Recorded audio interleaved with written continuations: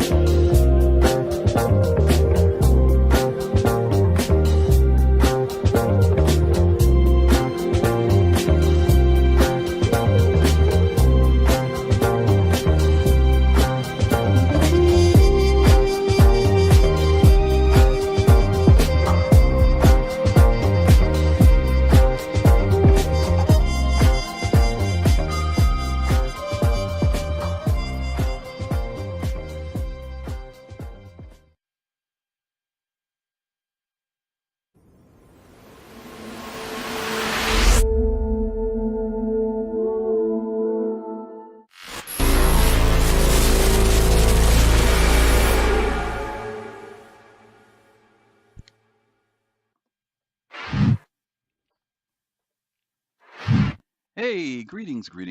Welcome back to Soul Citizens. I'm Griffin Gaming RPG, and today is Sunday, November the 3rd, and we are back with our continuation of taking in some great information that we got from CitizenCon 2954. We're going to be doing sessions 2 and 3 today, but before we get into that, I want to introduce my wonderful co-hosts. Going to go to my left and your right, the wonderful JadeStarwatcher. Jade, how are you? I'm doing well. Good. Doing well, yeah. I think I got to bring you up. Maybe let's see. Give me a test on that mic. I got to see. I'm doing a different rig. Sure. Okay. I think Sure. people can hear you. Yeah. Yeah, you sound great. Thank you. Thank you. And also, last but not least, one of the only FC Fastcart. How are you, buddy? I'm doing well, and I'm locked and loaded with my jokes, so be prepared. You're locked and loaded. Oh my God. Okay. All right. Well, I hope both of you guys are doing well. We are preparing to continue, as I mentioned earlier. Each year, whenever CitizenCon takes place, we've kind of traditionally went back and reviewed the different sessions that we've watched during the CitizenCon presentations. Last week we did the opening session, and this week we're going to be doing a social universe, and we're going to be doing Dress to Kill. So we want to tell you right now, get yourself something to snack on, something to drink, because we're going to watch this, and then we're going to give you our initial reactions right afterward. Sir Togi, I'm going to beat you for letting him joke. That's you're not supposed to do that. But anyway, shout outs to everybody who's here today. Thank you guys for joining us on a Sunday. You could be any place else, but you're here with us, and we always appreciate you. And stick around. We have something special, maybe a little bit later, that you might be interested in. So why don't we go ahead and prepare ourselves? I know that both Jade and FC are all situated and ready. And we're going to kick off on this very first episode we have, which is a social universe. I'm excited to see this because I only saw some of this, and I haven't had a chance to review it for a second time. So this will be my second watch. We always digest things a little bit better after a second or third watch. So here we go.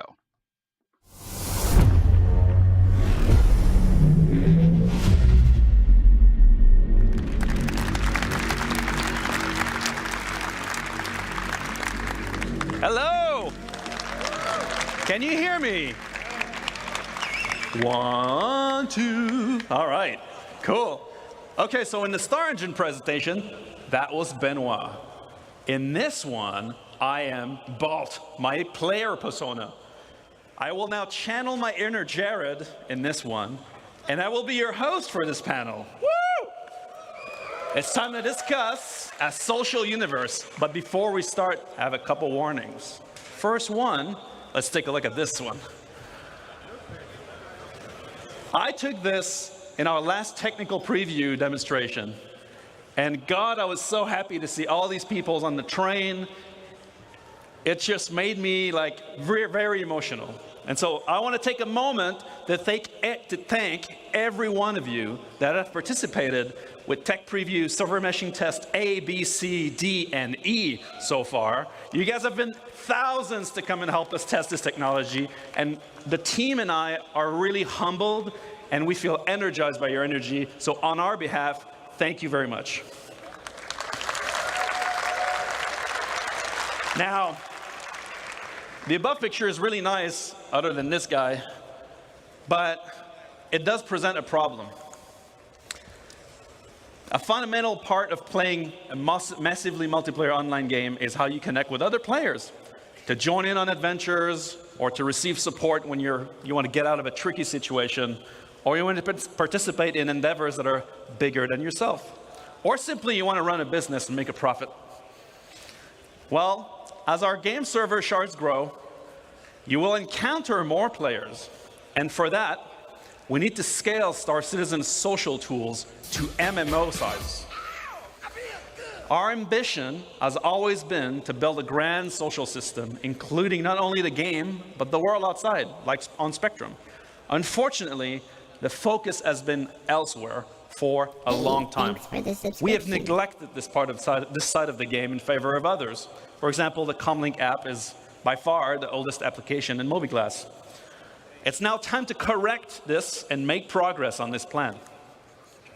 Our goal, as a reminder, in Star Citizen is to cater to all types of players. Star Citizen in that respect is not a black or white. It's not an either-or kind of game. We are not an achievers versus casuals game. We are not a socializers versus solo players game. We are not a role players versus mechanics focused game, or dare I say, we are not a PvE versus PvP game. We are all of those things. We strive to build a social environment in the game that is easy to engage with, consistent and dependable, and trustworthy, where you can judge danger, safety, or shadiness. And we want this to be deeply rooted in gameplay mechanics, like reputation and progression. So today we're going to take a look at the updated Star Citizen social tools and how they tie into the game. But first, look at this guy, a warning. What we're going to show you is very early work, and we will not be making a revolution or breaking boundaries. We just want to bring our game up to MMO standards. Or like Jared likes to say, bringing our 30th century game into the 21st century. And so in order to do this, we've enlisted some help. First of all, throughout this presentation, all the screenshots are made from you, the community, directly pulled from our community hub. You're going to see some player names on screen. Most of them are all of our most die-hard Evocati members. And for this, we should really take a moment and thank our Evocati members for their renewed support. They're always there for us. They get the worst and worst of the builds, and they do get power through. This is an actual shot from the last Evocati. Forget the prisoner mentioned here from the work mines. And so, I'm not going to lie, this presentation is going to be a lot of Mobiglass. It's not super flashy, but focus on what the tools will allow you to do and their impact.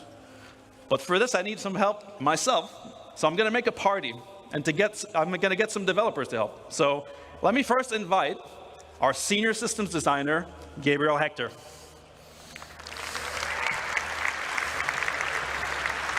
Hello, CitizenCon. Hope you're doing all right.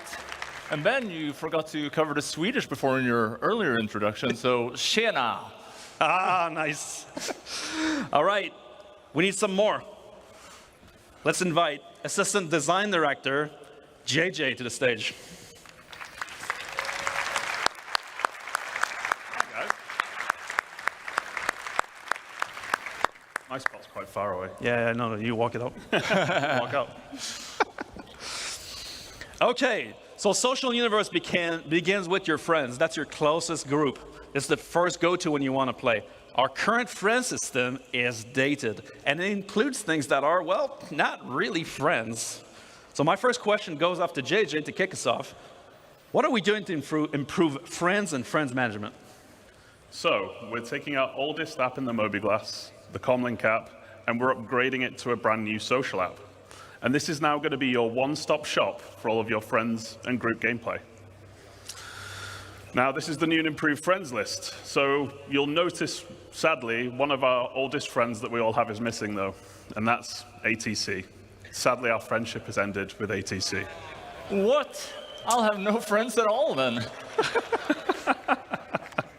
So this is now just a dedicated space for your real friends. So you're now going to be able to see what those real friends are doing with richer presence information. So giving you better awareness of where your friends are, what they're doing, or if they're not on, when they were last seen.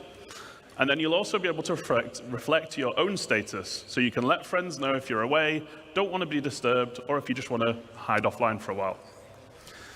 Another key upgrade is synchronizing with Spectrum as well. So you'll be able to see friends that are in Spectrum itself, Arena Commander, or just chilling on the launcher. And that also means that you can accept and receive invites to and from Spectrum even while you're offline. And throughout this presentation, any functionality that is shared between the game and the web and the launcher, we're aiming to synchronize across all. And speaking of synchronizing, when we have multiple characters, your friends will be shared across all of them too. Nice. So some people are real socialites. I know, I've seen them. They have a lot of friends. I'm talking multiple pages and pages of friends. What are we doing to help management of huge friends list? Nice humble brag, Ben. Well, in fact, we are giving you the ability to add notes to your friends list so you can remember, hey, this is that cosplayer that I met at CitizenCon 2954. Or maybe it's JJ's super weird username. This is JJ. Also, you can add people to a favorites list, meaning that the people that you interact with most in the game are always going to be shown at the top of your friends list for your convenience. Additionally, we're moving the voice chat into the social app. And, well, why? Who are you going to call? That's the question. You're going to call your friends. You're going to call your party. So this is where it should live. Seem to have got a lot of UEC there as well, Ben. I swear to God, I didn't dupe any cargo. This is just my personal allowance. Yeah. Sure. All right, so that's all cool for your close buddies, but the one thing that always happens when you meet people is that some of them aren't nice. App users, pad rammers, active griefers, you know? Currently, we can't do anything about that in the game. What are we doing to help the situation? So in addition to the friends list, we're also now going to have a block list. And we like to think of block people as reverse friends. They're just people that you really don't want to talk to anymore. So what we're trying to do is we're doing something called blackholing them from communications. So you can't see them talk, and they can't see you talk anymore. And not only for communications, whenever you see some of these other systems we're about to talk about where you can group up, we're going to make it harder for you to see each other as well. Now, we also have a much requested hostiles list for people who have made a real enemy of you as well.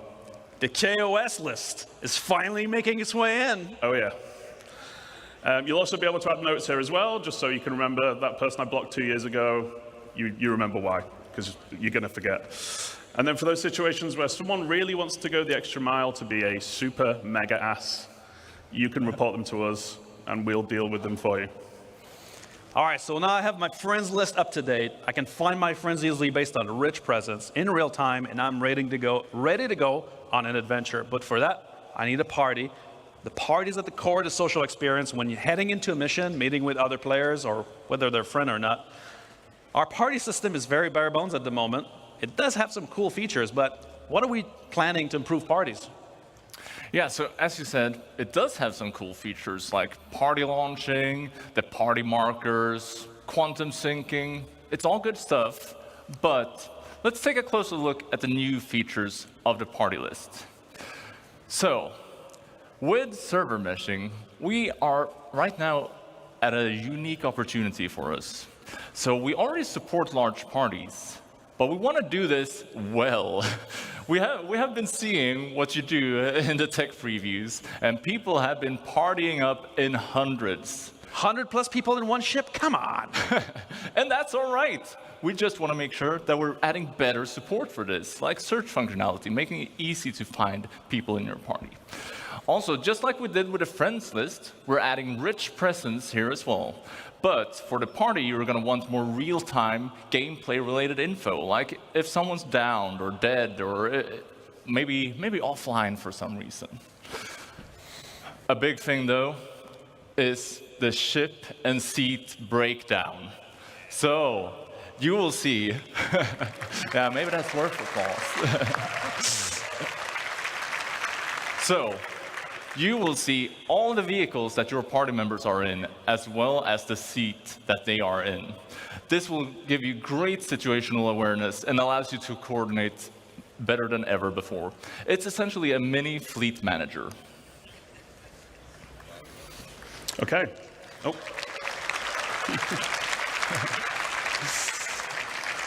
So there's going to be more improvements as well. So you're going to be able to control permission for invites. So only your leaders and assistant leaders can actually invite people. So it's no longer an absolute free-for-all. And we're adding an absolute MMO staple as well, which is the ready check. So as we add more and more challenging group gameplay, you're going to be able to coordinate a lot better. And while we're talking about group play, and maybe it's unwanted group play in this case, we're improving the quality of life for our streamers as well. So we'll no longer have a shared player list. We're going to be obscuring things like your on-screen name and location and so on, just so you're a bit harder to find while you are streaming. And that's the full friends and party tab. Pretty cool. It's a party for the eyes. It's a party for the eyes. All right, so the new Friends and Party place is really the one-stop shop to manage all your real-time interactions with other players or access your comms channel. That's cool, but as we navigate the verse, it's always very difficult to find people. We have a single channel. People are blasting looking for groups. It's a bit awkward. You never know what you're going to find. With bigger shards, I know I'm the bigger shards guy now, but we're going to have a lot more players in there. There must be a better way. Well, Ben, we have given this some thought. So, the second tab in the social app, introducing the Party Finder. So, the Party Finder, it's a dynamic system that's going to make it easy for you to find interesting and engaging gameplay. It's basically player-powered matchmaking. So, if you are looking for more players, just go in here, advertise your party, give it an informative name like Ben has done here. Space Combat Fun Times. And you could even set things like a specific contract that you want to play, or roles that you're looking to fill. Maybe you need gunners, engineers, pilots. Meat shields. Maybe that. You could also limit the number of members. You might want to do some, again, specific content. So you want to do with a set number of members in the party, or you might want a tight-knit group. That's something that I would like very much. Maybe you just don't want to split the contract rewards, right? So once you have that information, then it's time to list your party. And then people are going to be applying to join your group, which is kind of like a reverse invite. You're applying to the party, you're joining yourself, you're getting involved. You're the reverse guy today. I'm stuck in one gear. So you can then request, the people that are requesting, you can then look at their information and you decide on whether or not you want to accept or reject them, just so you can tailor your group to the kind of gameplay that you're trying to do. Then, on the other side, finding a party should be easy too. So all of those super cool things that Gabriel just mentioned, so like setting your group name, roles needed, party size, and so on, you're going to be able to use those as filters to find the right group. And this is all purely because we want you to find the kind of group gameplay that you want to engage in. And it's for all types of players. FPS combat, racing, beacons, roleplay, eating burgers at Whammers, finding cool vistas. It should always be easy to find action, things to do, and people to play with. So I can create a party from a couple friends. I can party launch into the game on the same shard. Then I can share my party with the Party Finder. And other people will want to join up. Now we're talking. But I'm curious, as we're going to get bigger shards, let's say that already, how will we improve communication? It's very much of a mess right now. Our chat's very bare bones, and voice comms, we never really know if they work. Well, let's chat about chats. So, we're adding options for you to customize the chat window, giving you the power to make the chat your own. We're also adding chat tabs. We're bringing back tabs. We're bringing them back from other games. And this means that you can set up customizable views, filtered for any area of the game that you are interested in. And Ben, you had a UI team make a little mock-up of some of the other functionality we're adding, right? I sure did. I also got them to add the combat login. That's sweet. How kind of you. So, first off, as we can see here, we're making / commands actually useful. So no longer just chicken dancing and flexing. It's going to be able to help you send messages to party, to proximity chats with say and /dl commands, as well as sending DMs to other players. What the hell, Ben? You said you were going to take Hey, that you out. wanted a real example. Sure. So, another thing we're adding is that we're giving you the power to share information more easily via links. So, first off, here we have contract links, taking you to the contract manager for that specific contract. Cheesecake! Yes, cheesecake. Yeah, cheesecake is maybe better than Xenofret. Also, we are adding star map links. Let's have a look at what that looks like. This means that you can click the link and it will take you to the exact location in the star map, making it easy for you to group up.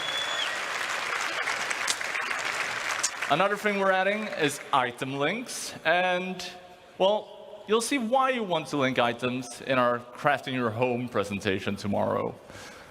Lastly, we're adding player links to make it easy for you to connect your friends with one another, right? So while we're talking about comms, Sean just messaged us about VoIP. Do you want to invite him to the party? I sure can, Gabe. We do need an expert to discuss VoIP and FOIP anyway. So you guys give us some air, remember hot mics, and let's invite Sean, Master of Faces Tracy, to join the party. All right.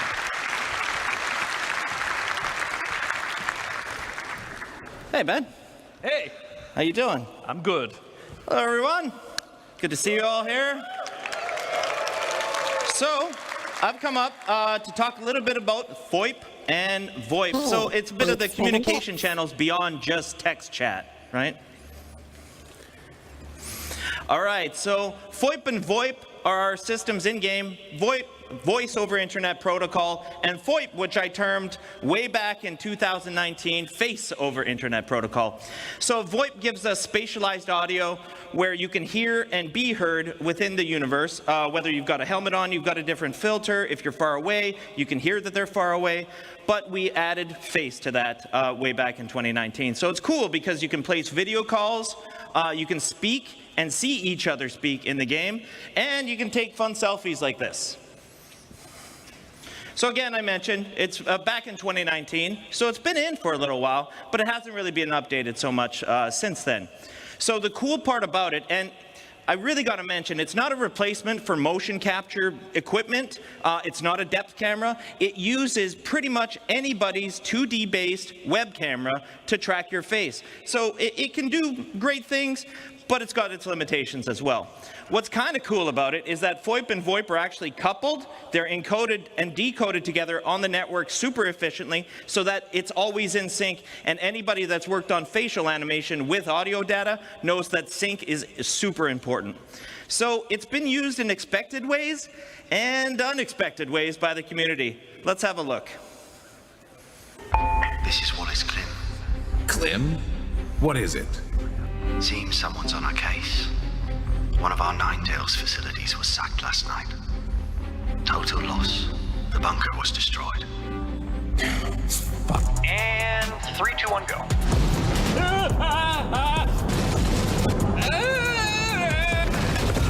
This isn't what they said it would be. Subject has crossed the perimeter. Most people don't associate ladies like us with salvage, do they, Shell? That's right, Mel. In fact, we're the best in the old system at salvage, aren't we, Mel? That's right, Shell. And you look like you get about a bit. I'll do it. You need a break. What? No, you're up there in what? Your underwear just drinking hooch or something and just singing away? Wait, we have hooch? Hi, I'm Natronics, and you're watching Redline, your source for adventurous stories throughout the verse. The name's Brad. Agent Davina Brad. Excuse me, Captain? I'm Aaron Baxter. We topped off yet, Aaron Baxter? Just about, sir. Good. I don't want to spend another second on it. Something we have in common, sir. Hey, yeah. It was that day when I met Mr. President that my life changed for the better. Eat that apple.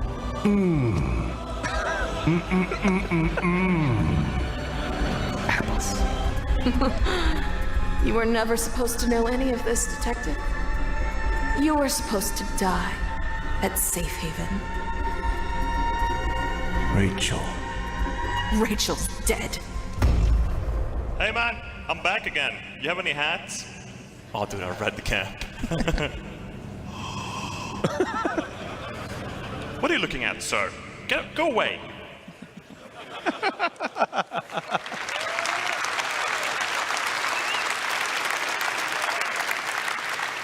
So that was all content made by the community, and I love it. I love it. I think it's awesome, bugs and all. But there's probably some improvements that we can make for that. So one of the big ones that we've made is head rotation tracking. It's actually something we were already doing to do head tracking in first person, but we never could move the head around on the actual character itself, which we've been able to do.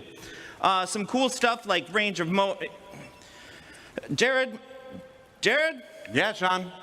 Can we just, let's just do a fake video call. Can we do a fake video call? Oh, you know we can do a fake video call, John. All right, cool. So let's call one of my guys, Oliver Cook. He's been working on some new tracking updates.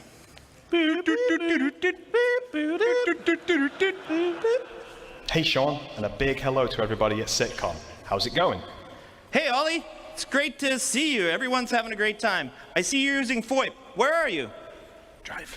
That's correct. I'm sat here in the comfort of my own home, talking to you via the power of FOIP and my webcam. We've been working on FOIP recently, and we're starting to see some improvements to the quality of the tracking in-game.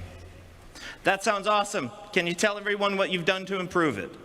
Well, we started off by looking at what we originally had, and we realized that some mouth poses were really difficult to pull. So we focused on improving the range of motion of the mouth, which now looks like this.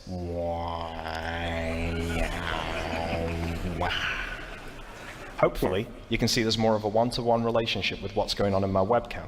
And this has helped some of those problematic poses we were seeing before, one of which being a closed-lipped smile, which was quite difficult to achieve previously. We've also started to add in secondary motions that happen naturally when pulling combination face shapes, like squinting in the eyes when smiling or frowning. And when we combine these secondary motions with the wrinkle maps, it really goes to show just how much work has gone into these heads. Let's see how many wrinkle maps we can trigger, huh?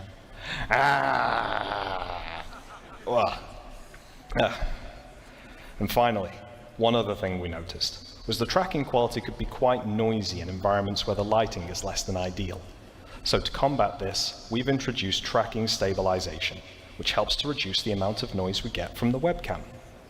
We're seeing positive results in low light conditions, but we're also seeing a small quality boost in optimal lighting conditions. The result is a more expressive and stable face, which is great for using in-game or making videos in the verse. And we still have a little ways to go with FOIP, but the future is bright for this feature, and we can't wait to see what wonderful things you use it for in the verse. So I see you're in the character creator. Let's change how you look. Yeah, let's do it. Let's change up my appearance here a little bit and see what we can make. The super cool thing about the character customizer is that it continues to track my face even when editing. And this is great if you want to see what FOIP will look like on your character before you commit to your appearance. Let's start off by changing my hairstyle, shall we? We have a bunch of cool hairstyles to pick from. and I used to have pretty long hair back in the day. So let's try and find something longer than I currently have. Okay, that's wild.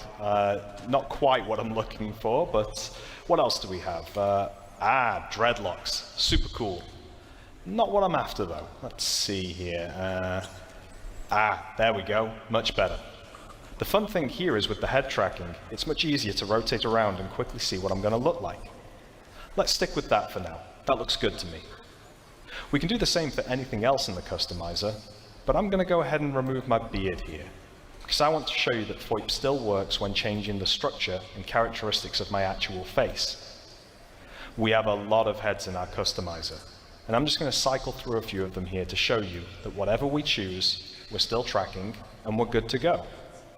We can even start to manipulate individual aspects of the face, with no detriment to the mapping onto the head. VoIP won't break when you combine these heads together. So if you just want to tweak a small aspect of your character, or take on the likeness of one of the heads included, you can do so, and test out exactly how the tracking is going to look based on your face movements in the webcam. You can now see I'm someone totally different, and we're having no troubles tracking. And if I don't like what I've picked, I can always just randomize here, which I think is a great way of not only showing the countless combinations of heads that we can make, but also that VoIP will continue to work with anything that we throw at it. I think I'm looking pretty good here, Sean. What do you think? Yeah, good. I think it's pretty unique to Star Citizen. Thanks a lot for showing it. Anytime. And I hope everybody has an awesome sitcom. See you later.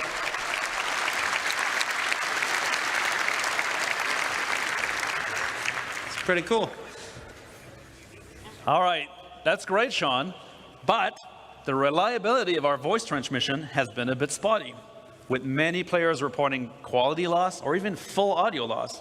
What are we doing to improve the overall infrastructure behind VoIP and VoIP? Well, first of all, we've heard you, we know, we've tried it, and it sometimes works and sometimes doesn't work.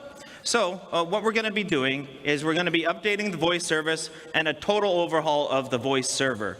This is actually important, and we need to do this anyways, because we have to update the voice infrastructure for the much larger shards that are coming. So this is going to improve reliability and the voice quality. So one of the biggest things that we're going to be doing for you guys is to make sure that you have feedback in the game for when this is working and when this is not working. When you're transmitting, when you're receiving, you really have to know. So whether that's picture-in-picture, whether that's an icon telling you you're transmitting, these are all going to be things that we're adding as we go forward with these features. Cool. Good stuff. What? Am I done? Should we get Gabe back on? Yeah, let's get Gabe back in here. Hey. Okay, there's room for 4. Yeah. There's a lot of people on stage now. It's a bit crowded, right? Can we kick Sean? Yeah, we can. I think we should kick Sean. Bye, Sean. Certainly do it. Bye, Sean. Bye, Sean. Poor Sean.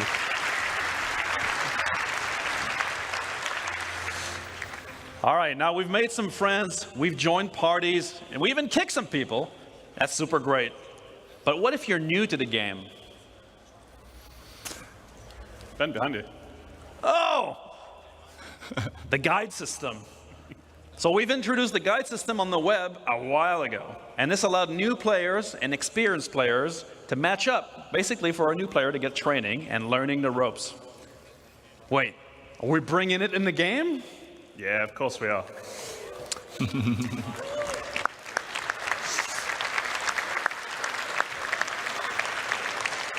So, ultimately, we want to encourage you all to help one another. And it's very important for a game as large and as complex as Star Citizen is. And while we're improving how we teach you the game, it's irreplaceable to have another player by your side showing you the ropes. So, we want to keep the guide types from the website, because there's already a lot of good ones there. And they already cover a very wide variety of gameplay. And as we add more game systems, more guide types are going to get added too. And base building's a great example of that, which is a little teaser there for tomorrow. No teaser, dear tease. Oh yeah. But now, how do you become a guide? So now there's going to be a list of requirements that you've got to meet. And this list will require you doing content like contracts, beacons, or many other things as well. And ultimately, once you've checked that list, you can then opt in to become a guide. And really, we've done this because we wanted becoming a guide to really mean something, both to yourself, to other players, so they can rely on your experience. But why become a guide? Out of the goodness of your own hearts? No. You want to get paid. Some of you love to help, and a lot of you already are. But while I don't have time to get into specifics today, there are going to be rewards available for those of you that do put the effort in. Because we like to get paid. You do like to get paid. But ultimately, we want you to want to help. All right. So I've been doing a lot of guide stuff, and I've reached a guide level in a field that I like doing tons of content on. Or I'm a new player, and I need training in a key area. How does this all tie together? Let me answer my own question. It ties into beacons, trust, and rating systems. Or as we say internally, beacons, but actually good. Yeah. So beacons have been in the game for a while, but we are juicing them up. Yeah, so let's look at how we're juicing them up. So first off, tying into the guide stuff, we're adding a new type of beacon. So guide beacons. It means that if you are a guide, you'll be able to respond to them. If you need a guide, you broadcast them. And if you need a guide, you can be certain that whoever responds to them knows their stuff. So this is obviously good for new players needing to learn the game. But even seasoned players like yourselves, you're going to have a great use for this because there's always something new to learn in the verse. So you just post your question, you broadcast it out, the guides get alerted, they can accept it, contact you, and once you have the information you need, you take the beacon down, get out there, and use your newfound knowledge. So obviously there's many different types of guide beacons here, but we're also adding more categories to service beacons. Now all this beacon stuff sounds fine, but let's be honest. I have a friend, not me, but every time they use a beacon, they get ganked. How are we going to do? What are we going to do to make sure that whoever is answering my call for help is trustworthy? Are you sure that's your friend and not you?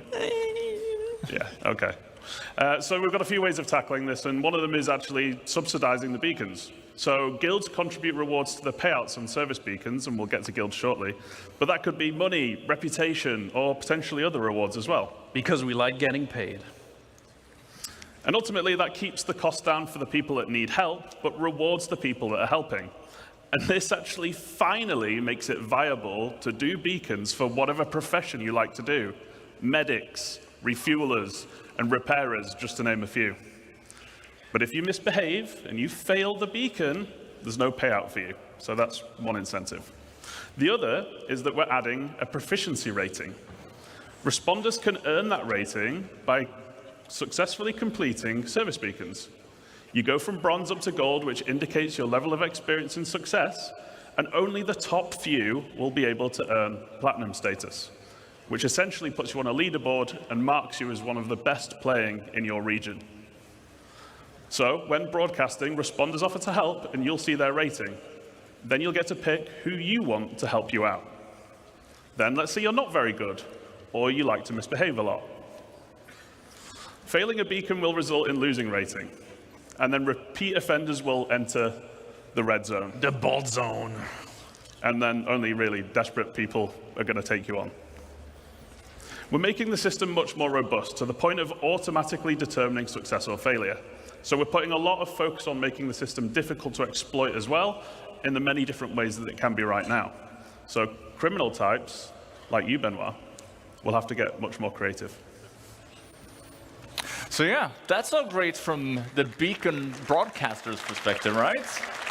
Pretty cool stuff. But they're not the only ones getting ganked. The beacon responders, they're also in a bad position. So what are we doing for the beacon responders? Well, we want to give you some idea of the risk you're putting yourself into by responding to the beacon. So we're adding trust rating. So if we look at this person who's looking for some help to repair here, well, you can see their last 5 recent beacons that they broadcasted. They have 2 neutral ones. Something's gone wrong, but it wasn't necessarily bad or illegal. Then they have a red one. That's bad. They have been up to something. But they have also been successful with 2 beacons. So, well, at least you can assess the situation before going into it. It ensures your safety when doing a good deed. And yeah, I think that's it for beacons. So, well, we've got one more big thing I guess we need to talk about, right? Which we're really excited for. Oh, yeah. Look at that. That is exciting. I like this one. Did someone mess with the slides? In Sweden, we call this a double barrel. Well, it's not time for lunch just yet. So, who would like to talk about player organization?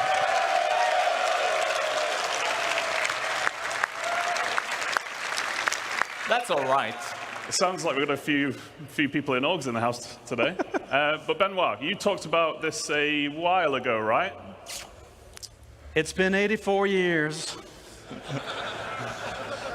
So I was originally asked to outline the original ideas behind how organizations would work in the very early days of the project.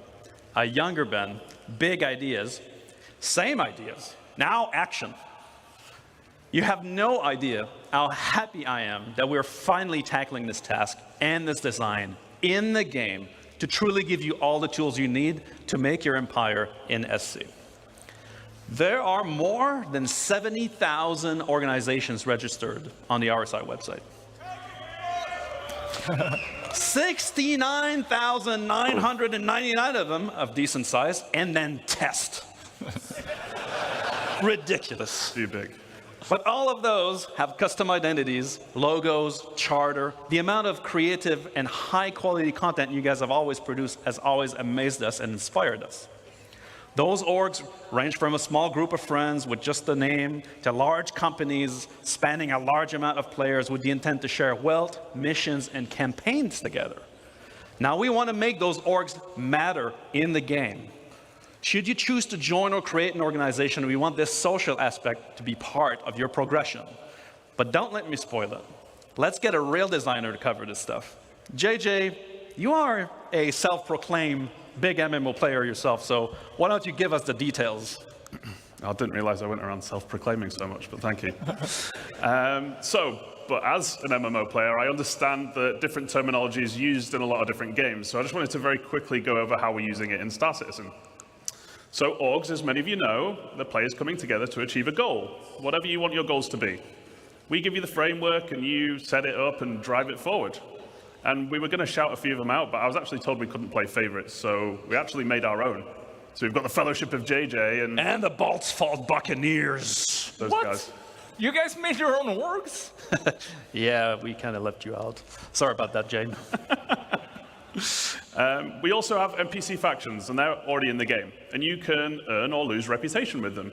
Now, contracts and doing nice things will earn you rep. And killing and stealing and all of that horrible stuff you love, Ben, that will lose you rep. Ling and Redwind and the ones that you can see on there are just a few examples, and there's going to be a lot more to come going forward. Now, there are also guilds, like the Interstellar Transport Guild.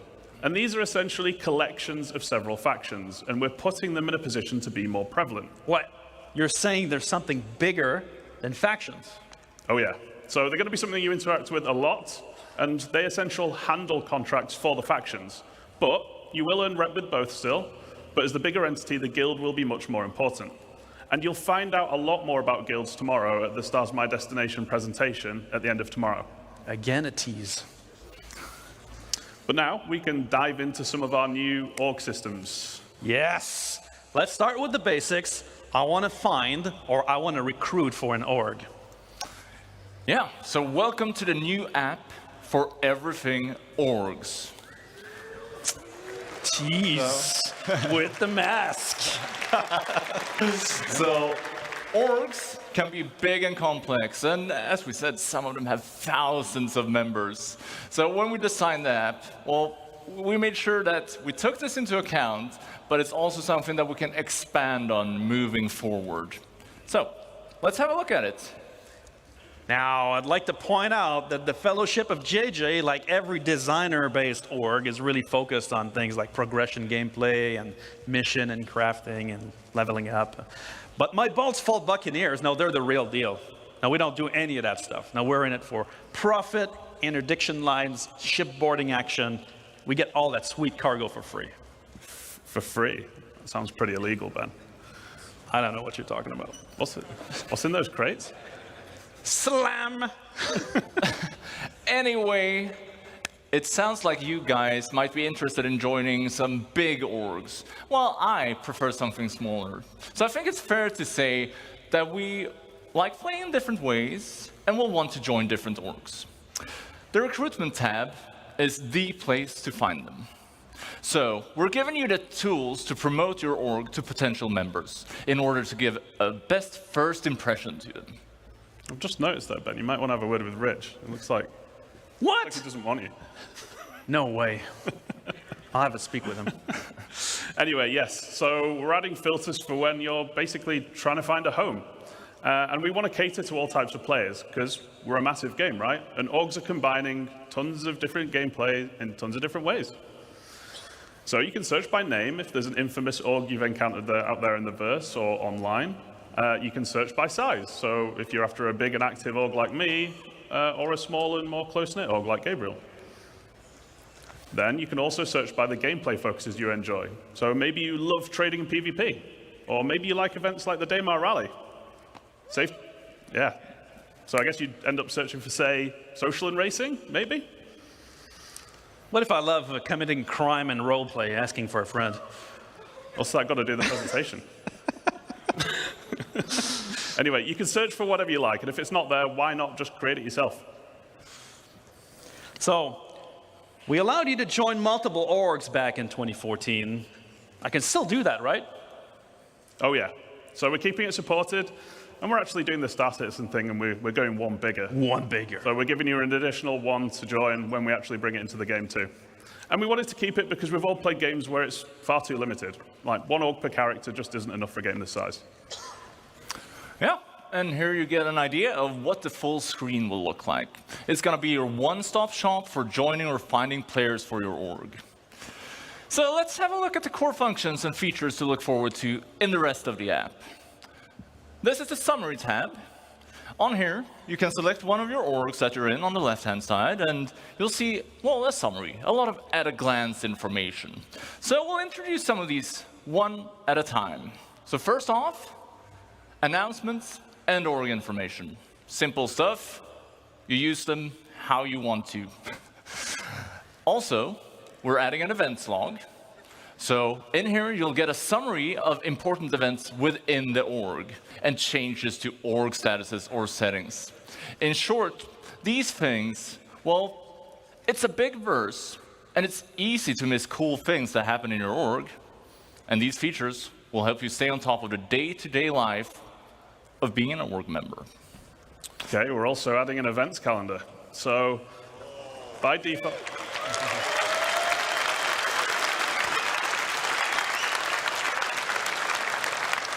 So by default, it's going to be populated with our in-game events, so you never miss a thing. But more importantly, you'll obviously be able to add your own as well. So you'll never miss another meetup to get together for group content. It's tough to get everyone on at the same time, right? So use this for your Convoy Tuesdays, Casual Fridays, holding hands in Horizon Saturdays, whatever you want. Getting crushed by the Buccaneers on Monday. That's Gabriel's favorite. It is my favorite. Remember that it is our intent that all the features we're looking at here are available on Spectrum as well, allowing you to access this info even if you're not in the game. This applies to parties, comms, friends, and all other functions. So I can join multiple orgs, like the Buccaneers, the Corvette Club, or Slam Truckers. But how will others see me in the verse if I have multiple choices? Surely I need to pick a banner. So that's covered by something new called representing. And it's actually quite similar to the existing affiliation main status system on the website.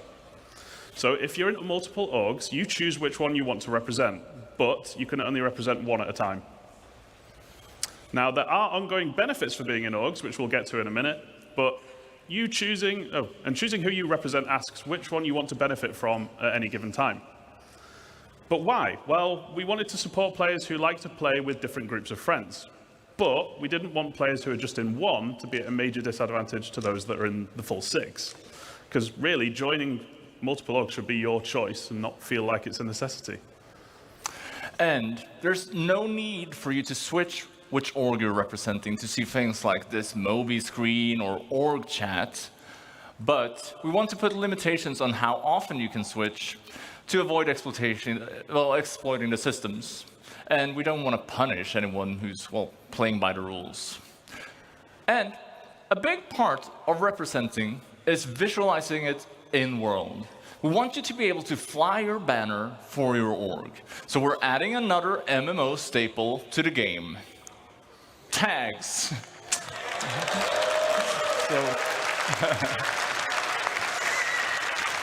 So the org leader will be able to set a tag for the org, and this gets appended to the name while you're representing. So you can easily see who is in which org at a glance. So we'll have it in chats, in world, and if you're not interested in this stuff, you have the option to turn it off as well. How novel! We'll be able to identify people around us. Wow. JJ, I'm curious. You mentioned guilds before, and I'm guessing they fit into this somehow. Yes, so you may have spotted a few references on the UI to alignment earlier, but what is it? So, it's your opportunity to form a relationship between org and in-game guild. Now, just as you in personal rep with the guilds, you can with your org now as well. So your org leaders pick which one you want to align with, and while representing, org members doing specific action, like contracts with them, will increase the org's alignment with the guild. But which guild should you pick? So all of our guilds are going to have a specific theme and associated gameplay. And you can basically pick the one that matches your theme or benefits your org the most. So a combat-focused org, like the Fellowship, might want to align with themselves with the Mercenary Guild. Or one that enjoys making cash through trading and hauling, they'd probably want to align with the Interstellar Transport Guild. Yeah, so how do these benefits work? Well, as your alignment with a guild, as it raises, you both unlock new benefits from that guild, as well as improve your previously unlocked benefits. So, for example, if I align my org with the Academy of Science Guild, we might get research speed improvements. As my org performs contracts for this guild, alignment raises, and that speed benefit gets better. And needless to say, other guilds will have other types of benefits. Finally, on guild alignment, you are not locked in forever. You can switch at any time. However, that will put your alignment back at 0, so it's a big choice. So every member gets full benefits? Well, not necessarily. We're also introducing loyalty. So it's similar to the org's alignment with a guild, but this represents your relationship to the org you're in. Anything you do that benefits the org while you are representing it will gain you loyalty with them. So for example, you could be doing missions for the org-aligned guild, or you could be depositing money and materials into org storage. Org storage? Another tease. Ooh.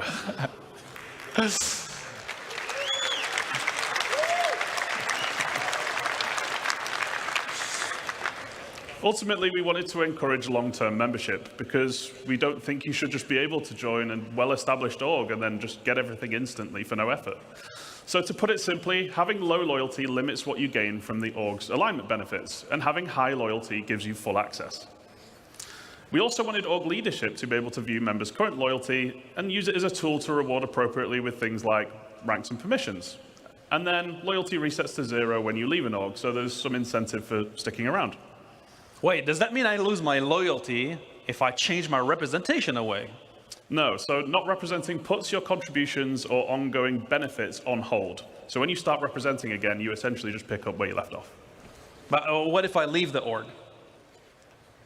It's not very loyal, so it resets.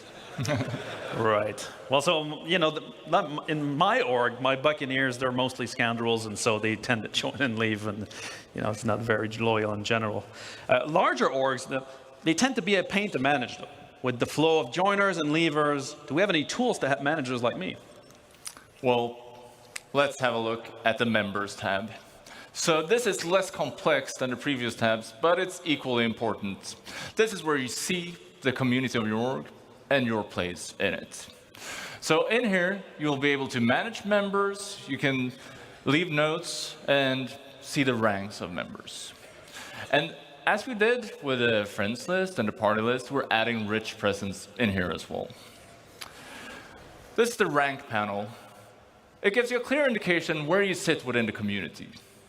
And you'll see permissions on here, but that's something that we'll delve more into at a later date.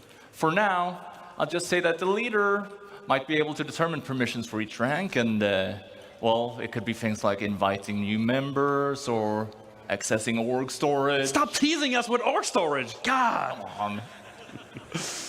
So, all right, so orgs form and friendship and animosities build up. Maybe my Buccaneers and the Fellowship of JJ don't really see eye to eye most of the time. Would be great for this to translate in game, wouldn't it? It would, wouldn't it?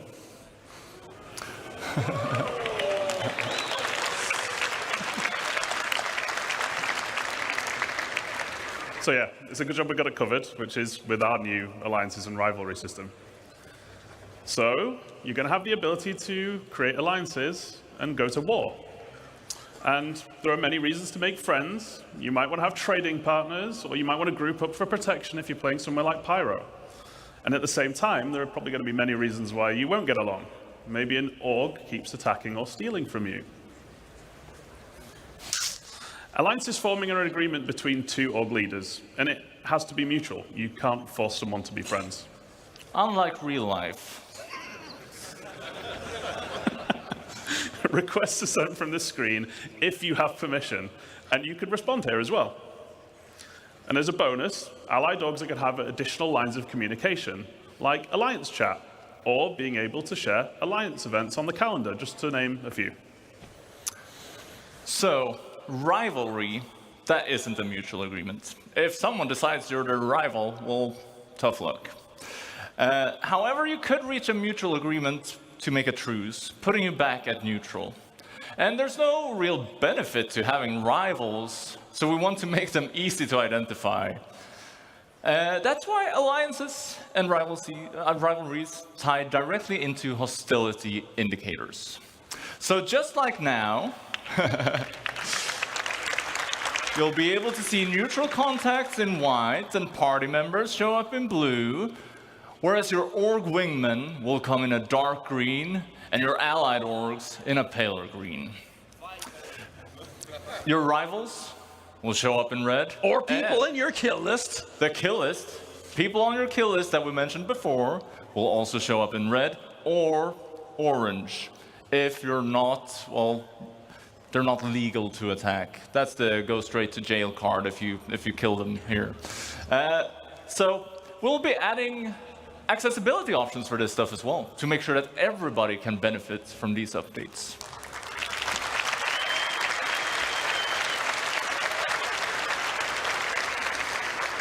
So that's everything for orgs today, but it's just the tip of the social iceberg. And we didn't have time to show you everything, but there's lots more to show in the future. And we're super excited because we finally get to deliver it. Yeah. Now, what have we learned? We're upgrading Star Citizen social tools to MMO size. With a new social app in the MobiGlass, proper tools to manage parties with rich presence, ready check, and ship information. Richer chat with the niceties normally present in every game. A new party finder, a system that allows you to find players to play with. Revamp beacons and guide system powered by rating and proficiency. On orgs, we're bringing orgs in the game. We're obviously with a new orgs app, but also alignment. So you align your org with a guild and get benefits for your members, representations, which identifies you in the verse and gives you benefits, and loyalty to your orgs, and alliances and rivalry to identify friend from foe. And now, we're going to leave you with a short video to end on because we couldn't show everything we're working on. But what would it look like in the unlikely event where our two powerhouse orgs came together as one? And my org, right? Yeah, it's a little teaser for tomorrow's Crafting Your Home presentation and what you can build together as an org, and teasing something else coming in the future. Have a great CitizenCon, guys. See you there. See ya.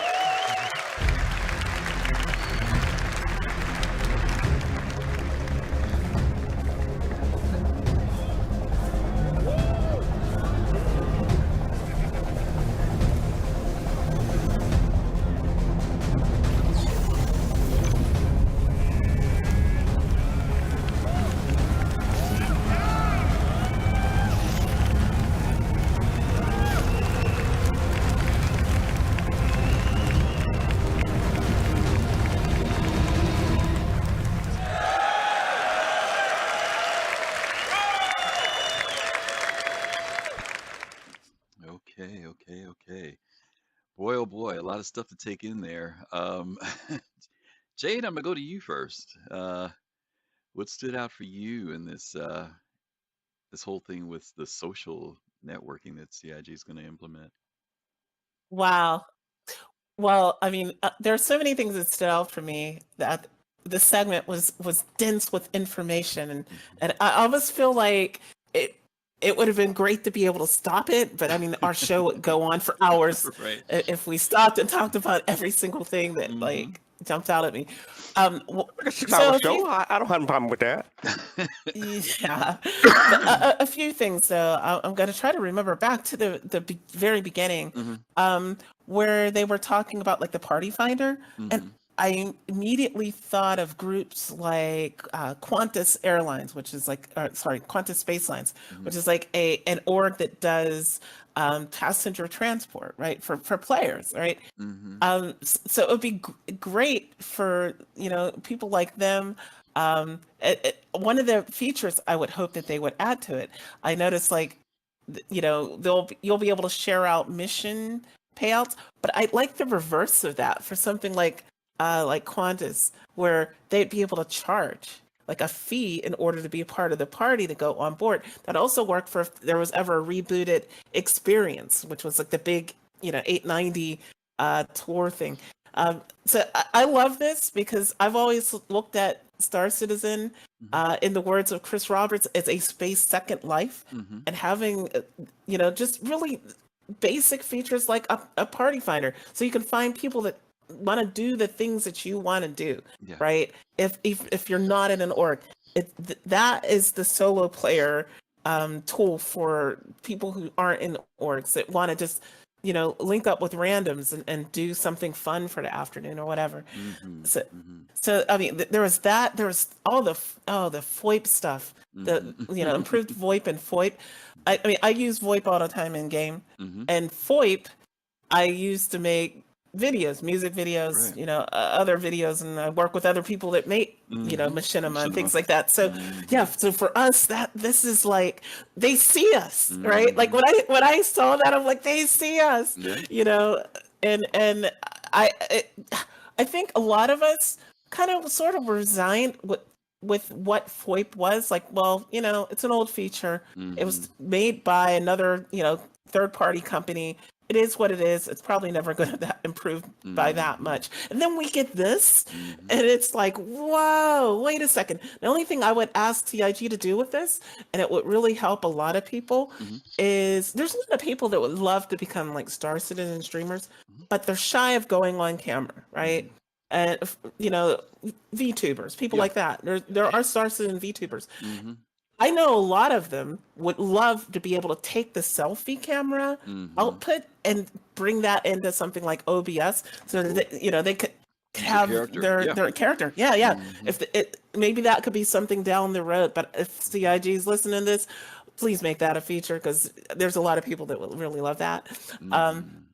Moving up into the org thing, like I was speechless when I saw them at the very end with all the the ships with the org logos and org wear. I mean, that's amazing.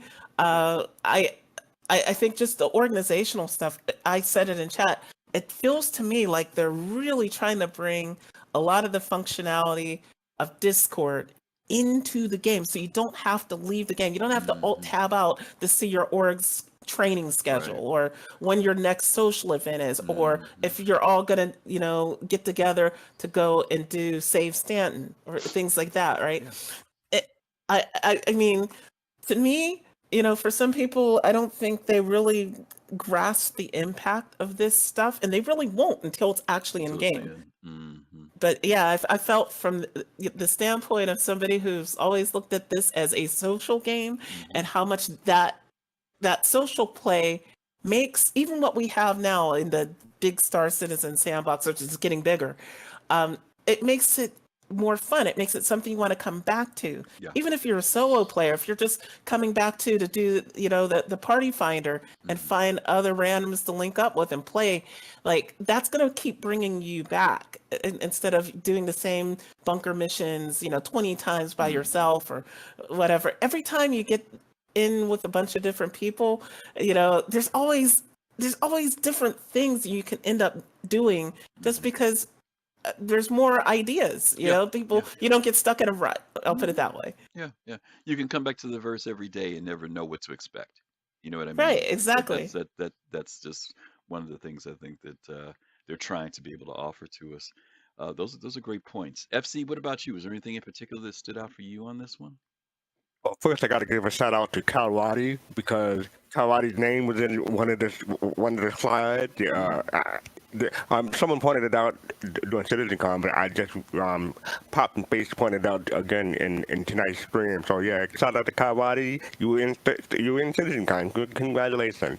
A whole bunch of stuff, but I'll touch on a couple of things. Star Outlook. I'm going to try to get that trademark sometime soon. But yeah, the calendar and the event calendar. And what people, I haven't seen people mention too many times, is that they showed the IAE for this year, November 22nd to December 5th. So this was our first hint of when IAE was going to be in November. So that was a plus. 70K plus organizations. We kind of sort of knew that, but it's nice to have an updated number. Loyalty and loyalty when it comes to organizations and guilds and stuff like that. I mean, that's not reinventing the wheel, but it's not a revolutionary, but it's nice to have because other games have it. And org storage, I want to know more information about that because that'd be interesting. Because I mean, I can see a lot of solo players making solo guild just for org storage if it helps them somehow. So I can see that becoming a thing. Tags. That'd be cool to have, but nice that you can turn that off too. So a lot of people who want to role play can turn it off and not see them. Okay, at the beginning of the presentation, it said that they're taking the ATC off of the friend list. So some people cheer, some people groan. Wondering how we will contact the ATC if it's not on the friend list. I don't think they addressed that, or did I miss it? No, they didn't go into it, but I could see them implementing it in some way, whether it's proximity based or something. It's just that right now the ATC sits up there and it's one of the things on the list for your friends, and I guess they just don't want to have that under friends. You know what I mean? They just took it out completely. Yeah. Yeah, you don't need it in your friends. You can just use the keybind to call ATC, or maybe they'll put something in your MF. Well, I mean, maybe there'll be a button in your MFD, one of your comms I can MFD, see that. right? Because I could see someone accidentally turning off the keybind, so I think that'd be dangerous. But yeah, Well, if they accidentally turn it off, I mean that's on them. But like, it's like if you accidentally turn off any keybind, right? Right. Yeah, but that was a few things that I noticed. Yeah. I like I said, I took copious notes. One thing I remembered is that Citizens went live during the presentation, so I kind of missed some of that too in midway point. So it was good to cut the stuff that I might have missed because I was trying to go back and forth between the two streams. So that's a plus. So I'm glad I'm here. It's great to see Sean Tracy because it's been a while since we've seen him. Talking about voice from Roy. And they say 2019 was when they introduced 40, and that was like 5 years ago now. So it's good that they iterating on that. So I thought that was cool. Yeah, but quite a few iterations and worthy changes that are coming up. And a lot of people are asking when. I keep saying 2 p.m. We don't know. Yeah, I think the thing that stood out for me on this was one of the comments they made was that some of the stuff that they're doing now, they could not implement until server meshing was in place. And I think this kind of goes back to maybe sometimes when we as backers will wonder why haven't they done something or why isn't something done? And because we don't know how everything's integrated, that there are some things that actually do get put on the back burner based upon future development. And so, we get tier 1, tier 0 of something, but then we don't go to that next tier and we're wondering why. And then they get here and they say, well, some of these things we want to implement are going to take place because of what happens with server meshing. I also want to go back to the very first opening when Benoit was talking, and he dismissed the idea that we as backers all do, or most of us do. We're always trying to categorize what Star Citizen is. Is it PvP versus PvE? Is it solo? Is it MMO?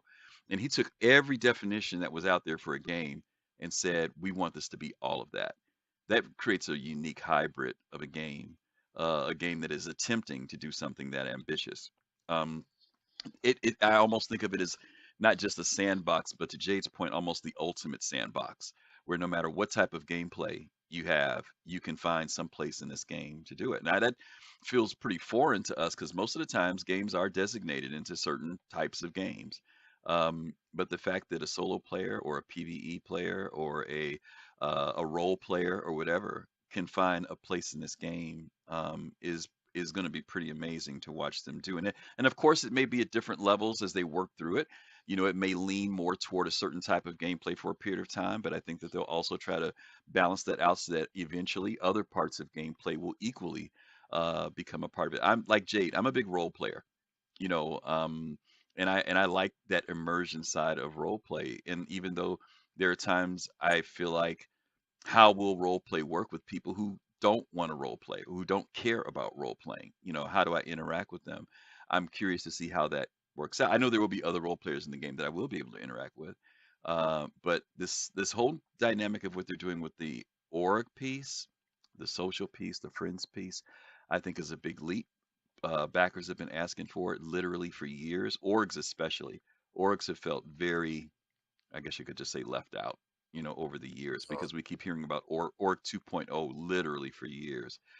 Um, so I'm hoping that this is something that when we get into 4.0, it's something that they start initiating fairly soon, that we start getting the beginnings of this, because obviously it will re-energize organizations where they feel like they can communicate with their own members as well as other organizations, and of course recruitment with new players. Spectrum just doesn't cut it.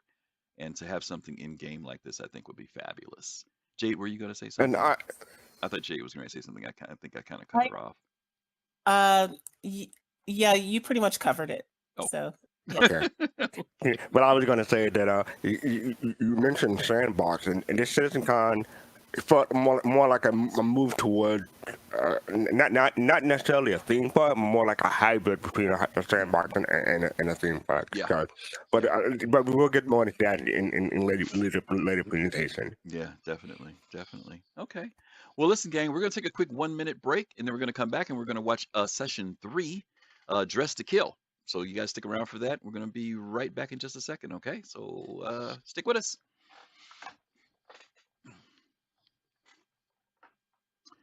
Greetings, everybody. Those of you who are watching us now, that's because you are one of our subscribers. And as always, we want to tell you how much we appreciate your support being here with us today. Hope you are enjoying rewatching CitizenCon 2954.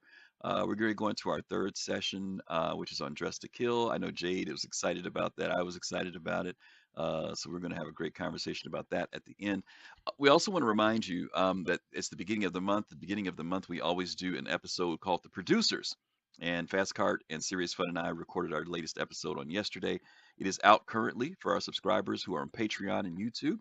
But if you're not a Patreon or YouTube subscriber, you can definitely tune into it. It will be out on tomorrow on YouTube. So you should be able to tune in there and watch it.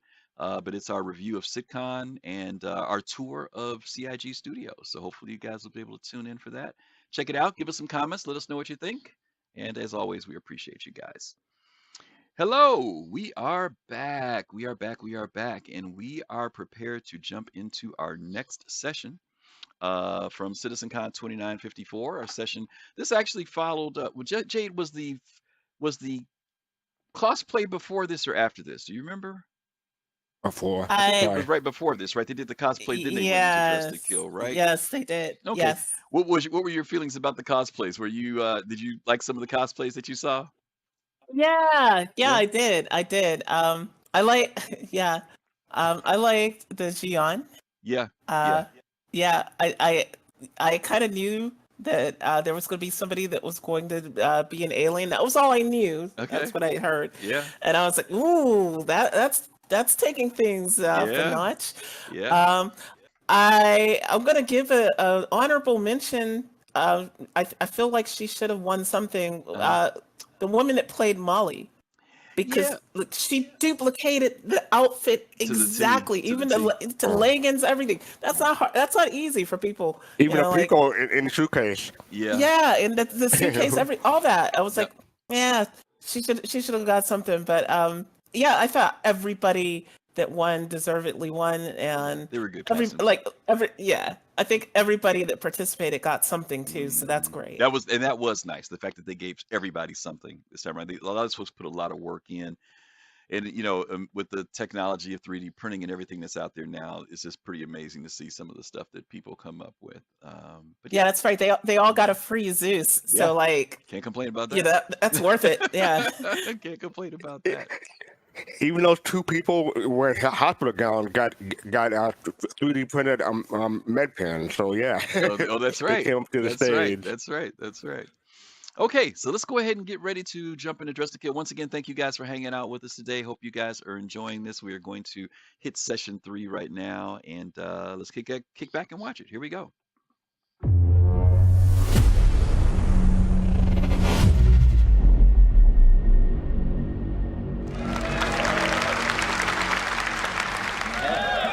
Hello.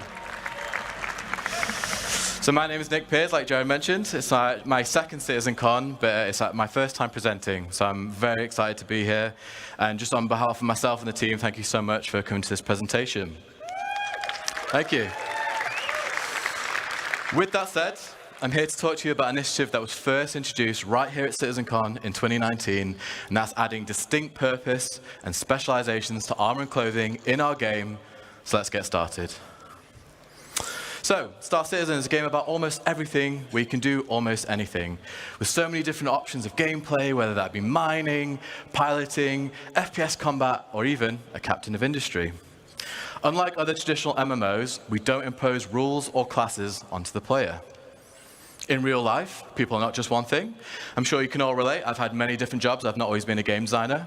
In fact, it was only a week ago that I found out that Jared used to do tech support for prosthetic legs. It's true. You can ask him. That said, if you're like me, you like to excel at whatever you're doing. So that brings us on to the concept of specializations. This is about bringing more purpose, more considerations, and more decisions to armor and clothing you wear beyond just looking cool. So, what are they? Specializations are the focus of your current daily adventure.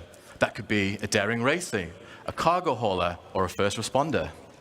Specializations are a series of attributes assigned to each piece of clothing and armor in the verse to allow you to make informed decisions on both how you want to look and how you want to perform. What are they not? Specializations are not assigned classes. There's no magic toggle where suddenly you're forced into a role like a cleric or a wizard or even a pizza delivery person. They also do not limit you. You can still do almost everything in any armor and clothing you want. You just won't do it as well as you could have if you had specialized. Why are these necessary? Well, specializations enhance gameplay depth. They add a level of roleplay and immersion. Specializations can provide a sense of ownership of your playstyle. At its core, SC is driven by choice, with specializations offering a deeper layer of player options. And that's the option to excel, to fool around, to min-max, or give yourself a unique challenge. Specialization allows us as developers to make gameplay experiences that are deeper and more complex. So whether you're a salvager, a bounty hunter, or a medic, there will be specialized suits that will help outperform your peers. So at this point, you may be asking yourself, okay, well, how do I specialize? It starts by determining your playstyle. What do you want to do today? Are you going to be a trader, a smuggler, an assassin?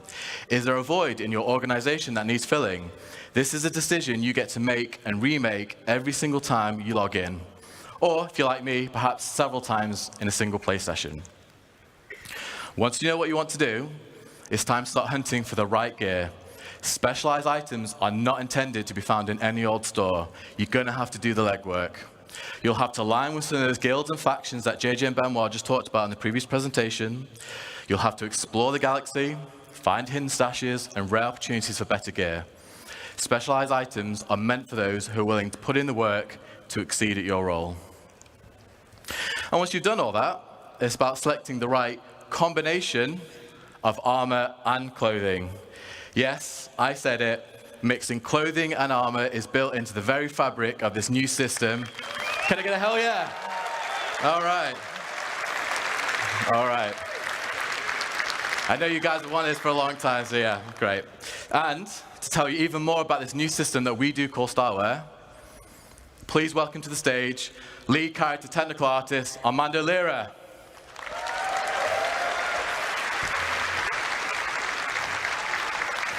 Watch it, bro.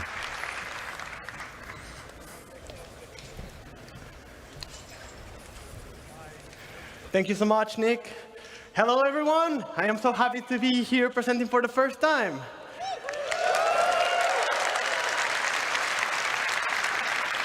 How cool are specializations? We are sure you'll enjoy finding the best combinations for your playstyle.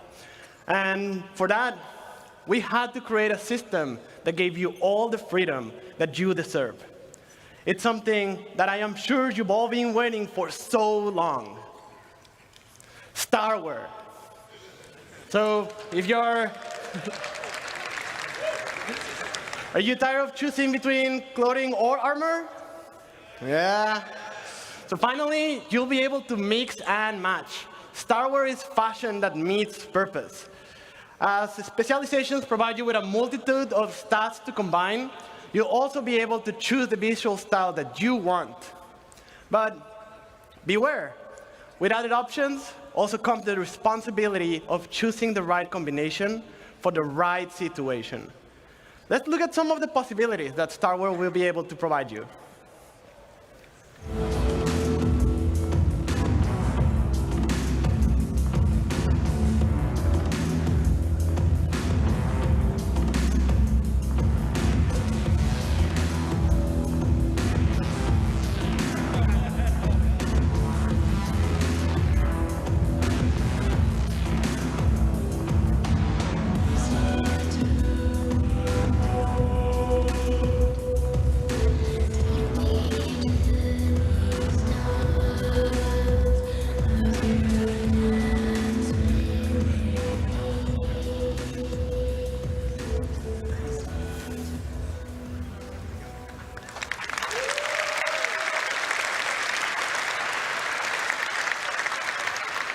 As you all saw, the possibilities are huge. Like, have you ever wanted to put on a jacket on top of an undersuit? Yeah. So Starware allows more customization than ever.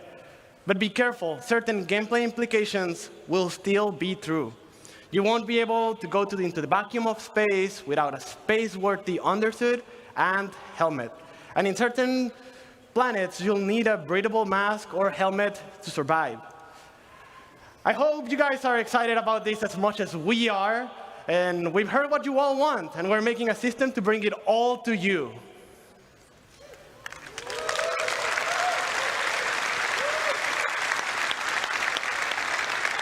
But that is enough about Starware for now. Let's go back with Nick and learn more about how Starware and specializations will improve your gameplay. Well done, bro. All right. Thank you, Armando. Some nice dancing as well, by the way. So as you can see, the StarWare system is about adding function to fashion. We are still Star Citizen, one of the best looking video games out there, but we're always going to make sure that you look your best, but now with added purpose. So to recap, we're going to go through adding intent and purpose to all our clothing and armor sets. As designers, we really want the visuals to match the stats that our great character art team have made. So for example, if a pair of pants look particularly armored, chances are they'll have modest damage mitigation to match. Many armors will be specialized for distinct use cases. Currently, we realize right now bigger is generally better when it comes to FPS armor, and we know that shouldn't always necessarily be the case. There will be some armors that won't have EVA thrusters built into the suit, so you lose EVA capability. Some armors won't even be space-worthy. Specializations means getting better at certain things at the cost of attributes and others. This is about compelling you, the player, to make tactical decisions for every situation you may find yourself in. So now let's look at some practical use cases for the StarWare system. Whilst all our armors are becoming specialized, let's take a look at a select few, which I will add are some of my favorites. We are going to assemble a team to tackle one of Star Citizen's most anticipated adversaries that you'll get to meet later on. Let's meet our first specialization.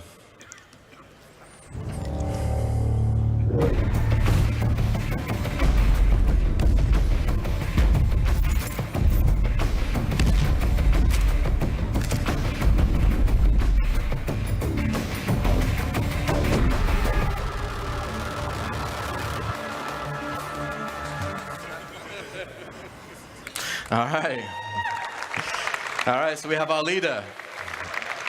Let's get into it.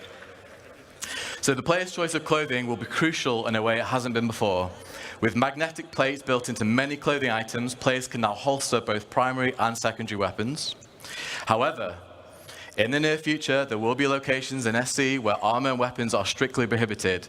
Clothing allows the player the opportunity to access these restricted areas without needing to change. And some clothing will even allow the player to conceal security should the need arise. Another new addition we're going to be introducing is flight penalties based on the mass and size of your armor and clothing. You'll still be able to fly in medium and heavy armor, but you're restricting the precision of your control. If you're in clothes like our leader is here, or a flight suit or light armor, you'll be able to fly unrestricted. Now, if we look at an overview, we've cherry-picked 6 generalized stats to give you like a high-level understanding of how various clothing and armors we specialized. This is by no means a comprehensive list of everything we have available to us. It's just a little, yeah. So here you can see the leader has low protection compared to a full suit of armor and no EVA capability for obvious reasons, but has great movement, low emissions, allowing them to blend into bustling cities and stations.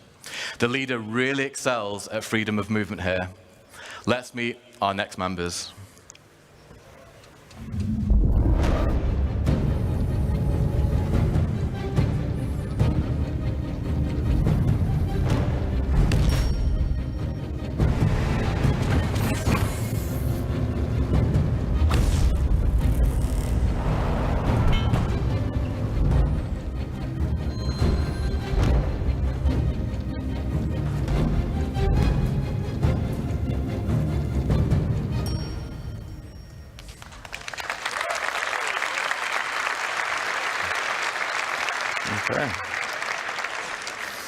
So here we have our pilot.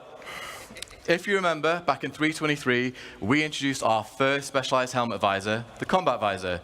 This introduced the dynamic crosshair and all the magazine information on your HUD. This is our pilot visor, which allows the wearer to link with their ship and cast MFDs directly into their visor. This provides the pilot with all the essential data like ship health and shields, so no longer will the pilot need to break concentration during an intense situation to look down at their MFDs. Again, like the leader in this situation, there'll be no penalties to flight, plus with added G-force resistance, the wearer will be able to get the most from out of their ship. So if we look at the pilot stats, they have fantastic mobility, like I mentioned, great G-force resistance for when combat takes them to the limit of human endurance. And finally, this suit comes with the best EVA capability in its class for when remaining in your ship is no longer an option. Here's another variant in our flight suit class, the racing flight suit. This is what our driver will be wearing. This suit, unlike the pilot flight suit, has features which are more streamlined, which allows it to have truly unmatched G-force resistance for the hardest corners on the most challenging of racetracks. It also offers great oxygen capacity and thermal protection for those planets with hostile environments. So as you can see, this flight suit excels at G-force resistance, but it loses its protection and has much weaker EVA capability. Let's meet our next team members.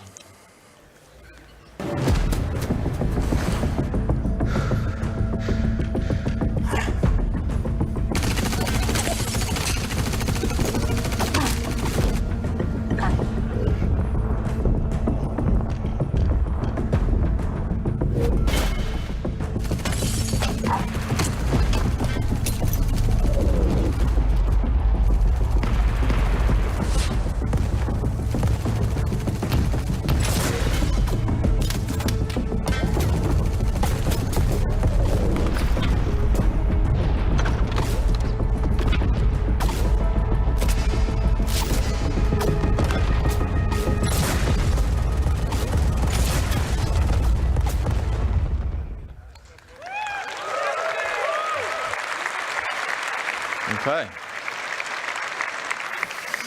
Here's our tank, who is wearing our heavy combat armor. Combat armor is similar to what you're used to, only we're specializing it even more for combat. So what does this mean? We want our wearers of heavy combat armor to feel like walking tanks.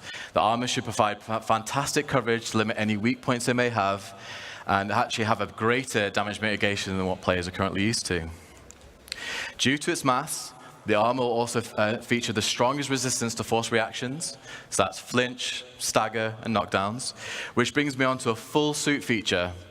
If the player is wearing a full set of heavy combat armor, they will not be able to be knocked down by small arms fire. Thank you. However, as you can see here, for all that protection, coverage, and stability, we have some major trade-offs. You're going to lose your mobility, stamina will run out much quicker, and your movement speed is severely reduced. The majority of combat armors will also lose built-in EVA thrusters, meaning you're going to have to add additional weight to be wearing an EVA pack. Next up, we have our tracker in the heavy hunter armor. This is another suit in our heavy armor class. However, this one is aimed at less at pure combat and more about hunting its prey. This is all the armor for you bounty hunters out there. The heavy hunter armor has the most powerful active scan for hunting their targets. Its scanner outshines all others in locating infrared and electromagnetic emissions, perfect for locating those targets trying to lay low, whether that be human or creature alike. Whilst it's still classed as heavy armor, it does mix things up, so it'll have slightly faster movement and mobility, but it loses the protection. You'll also be able to store more devices like deployables and throwables. So to compare the stats, whilst not as tough as our combat armor, it does gain an increase in mobility, and while its scanner is the best of the best, the armor is also incredibly noisy and emits powerful emissions. So while you may find your target with ease, there's a good chance that they'll know you're coming for them. Next up, let's look at our last additions to the team.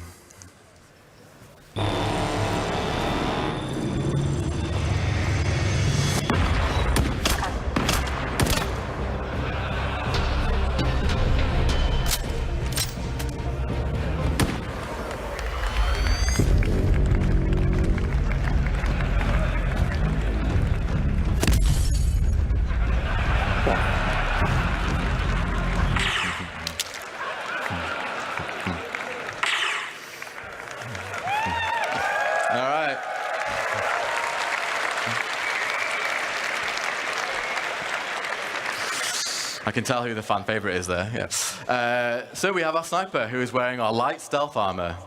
Here's another example of a full suit feature.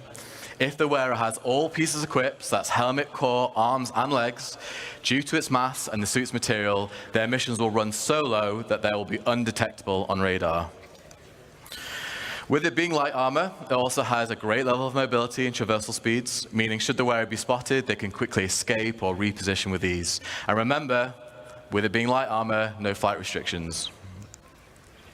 So with the best stealth and fantastic speed, it's a must for any players looking to assassinate, infiltrate, or in this case, be a sniper. However, the protection provided is minimal. You don't want to be engaging in a full-on firefight in this suit. And just to reiterate, folks, as well, like great specialized armors like this one and all the ones that you've seen today, you're going to have to put the work in to have these at your disposal. And finally, surrounding our group, we have that one friend. We've all played MMOs, right? We all know that one friend. That friend's me. No. They ignore all the rules and the strategy. Jenkins. They can only play for 30 minutes a week. They might prefer a bit of glint on their sniper scopes. Who knows? Well, here at CIG, we also support that friend, so they're on the roster too. So, we have our group. What do you guys think? Will be fun? All right. All right.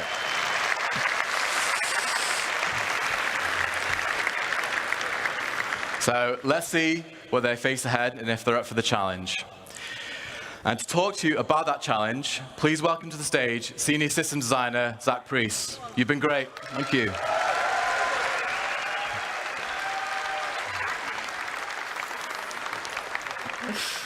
Oh, luckily this thing's only got 2 buttons. So, hello, I'm Zach Priest. I do a variety of things at CIG, but thank you, the people at the front. I do a variety of things at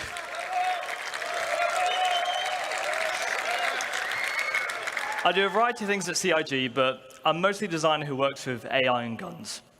So most of you will be wondering, what could the next part of the presentation be about? Well, let's get stuck in.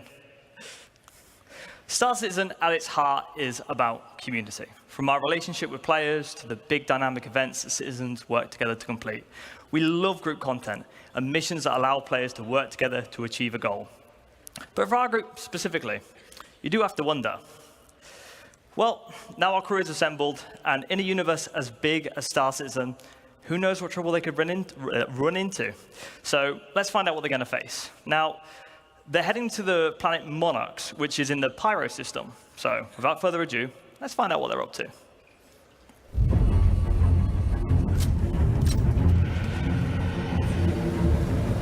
Here we go.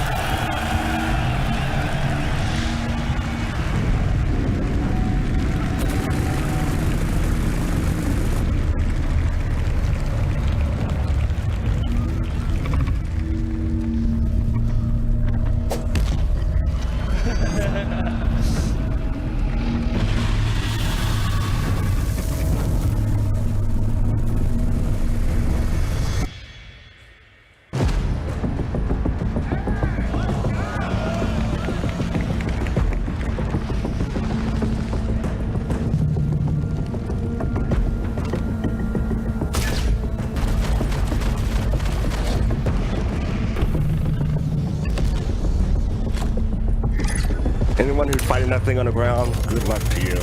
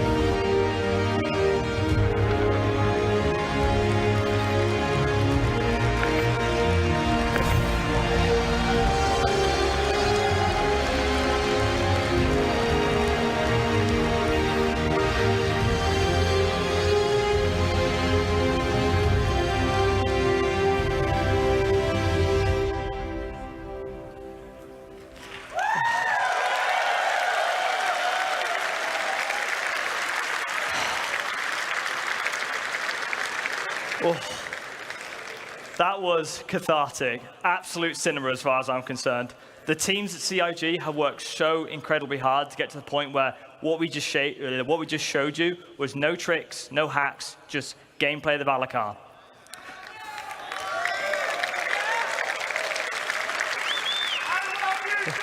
I love you too, Groncy. I want to give a huge thank you to all the people who put in a lot of work to get to the point where what we just showed you is gameplay.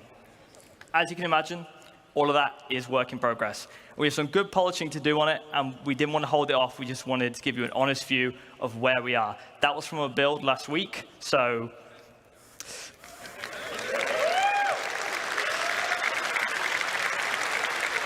with that said, monster hunting is coming to Star Citizen.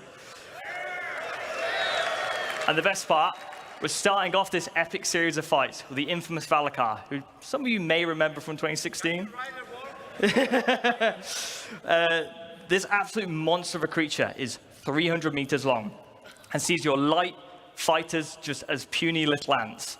You're going to need to assemble your quickest and most nimble pilots to dodge the Valakar's ranged attacks, as well as your fastest drivers to bait out the Valakar from the surface, as it's the only way to bring this mighty creature out of the ground is by disturbing the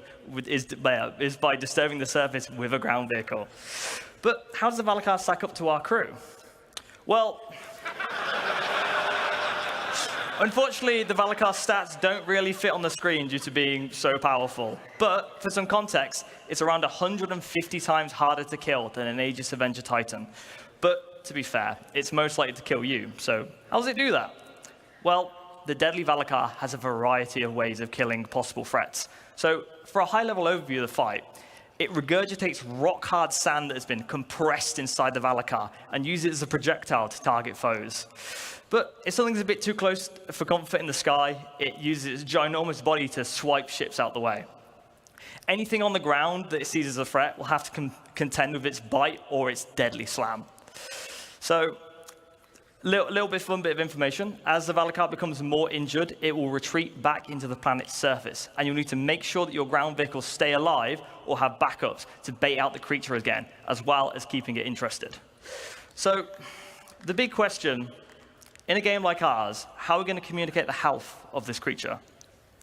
Well, things being physicalized is at the heart of Star Citizen. And we know how much of a large fight the Apex Valakar is, and we need to communicate that in a diegetic way. So you'll see here the Valakar's health from 100% to 1%. You'll see its skin getting more battered and bruised as the fight progresses, to give you an idea of where you are and how close you are. So the nice thing about this, it communicates the Valakar's health without needing any UI or health bars, and just purely keeps you immersed in the experience. So, number one question, why do you want to kill the Valakar? Well, because it's fun, but I know you sweaty gamers, so it's got loot, also known as harvestables. The Valakar has two very valuable harvestables. Firstly are its pearls. You'll need to mine growths on a variety of locations of Valakar to reveal these pearls. And once you've destroyed the growth skin, you'll see disgusting squidgy innards. But next is its big apex teeth. These are within its mouth, and you'll need a very strong tractor beam to be able to yank these things out. And these harvestables will not all come out at the same quality. So you'll be able to learn more about that and how harvestables are going to be used tomorrow in crafting your home. So a fun thing here is you'll see the character is standing within the Valakar's mouth as well. So when it dies, it keeps its collision, meaning that you can climb on it, land ships on it, and it's essentially your playground. But this really shows how big it is. But how big is it really? Well, fun bit of information. When we first made the collision for this model, Star Engine actually gave us an error saying, like, no living thing needs to be this big. You've accidentally added an extra 0 onto the size. But to give you an idea of the sheer ridiculous scale of this monster, you'll see here an Idris. Anyone who's done Xenothreat knows how big the Idris is. You feel like an ant when you're in the Idris, and this makes the Idris look small. There's also an Aegis Avenger Titan here as well, but if you look even closer, there's actually a Copion in this image. I'll give you a second to try and spot it. There it is. So well done to anyone who spotted it. So it's big. So for some fun numbers, it's 250 Copians long, 47 Aegis Avenger Titans long, and for our American friends, that's about 3.5 football fields. But lucky for our Copion friends, the Valakar actually comes in different sizes. So you'll be familiar with the variants we've done before with our Quasi-Grazers and our Copions. They're in different biomes and they have different aesthetics. But moving on, we want to also introduce different creature sizes. So these sizes will have unique behaviors, animation, audio, and harvestables associated to each size. So for our first size, we have the Juvenile. These juveniles will respond to stimulus such as noisy footsteps and loud mining beams.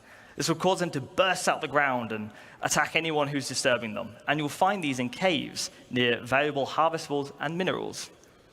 So for our next size, adults. The adult Valakars know not to pick fights and tend to remain to themselves.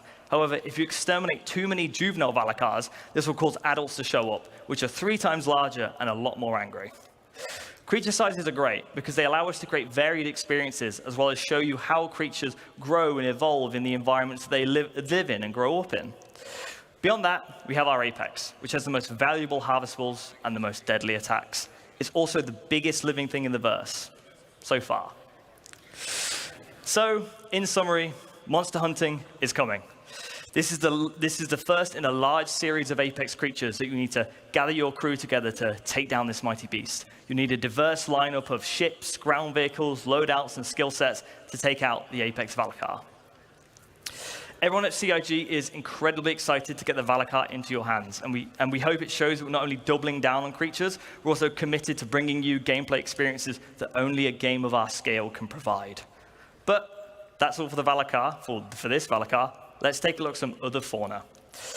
Now, the Valakar is very exciting, but I also want to share with you the bigger picture for creatures. So let's start with some Valakar variants. Variants so far have typically just had alterations to their loot and appearance. However, we want to go further with what variants can be. For example, what if the Valakar evolved and grew in a swamp environment instead of a desert planet? Or if a Valakar never made it to the surface and only lived in drowned caves?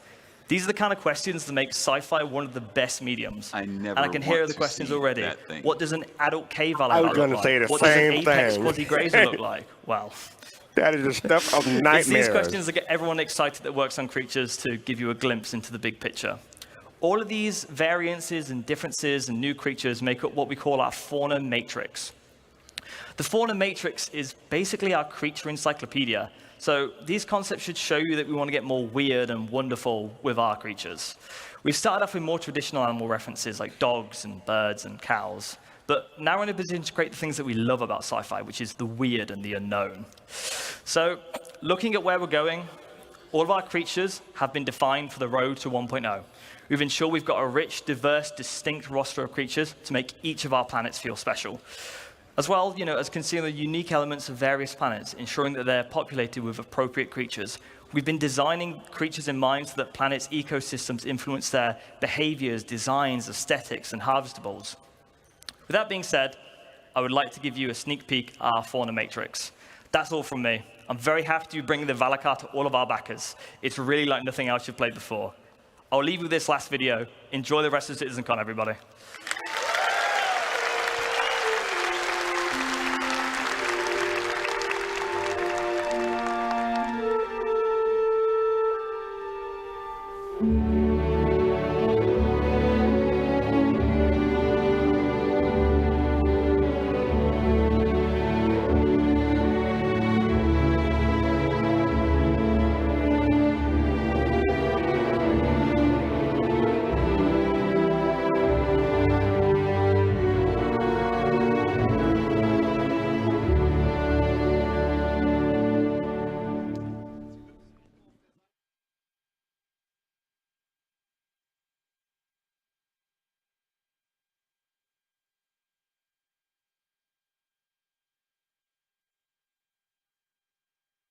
Was that it? I thought there was more to it.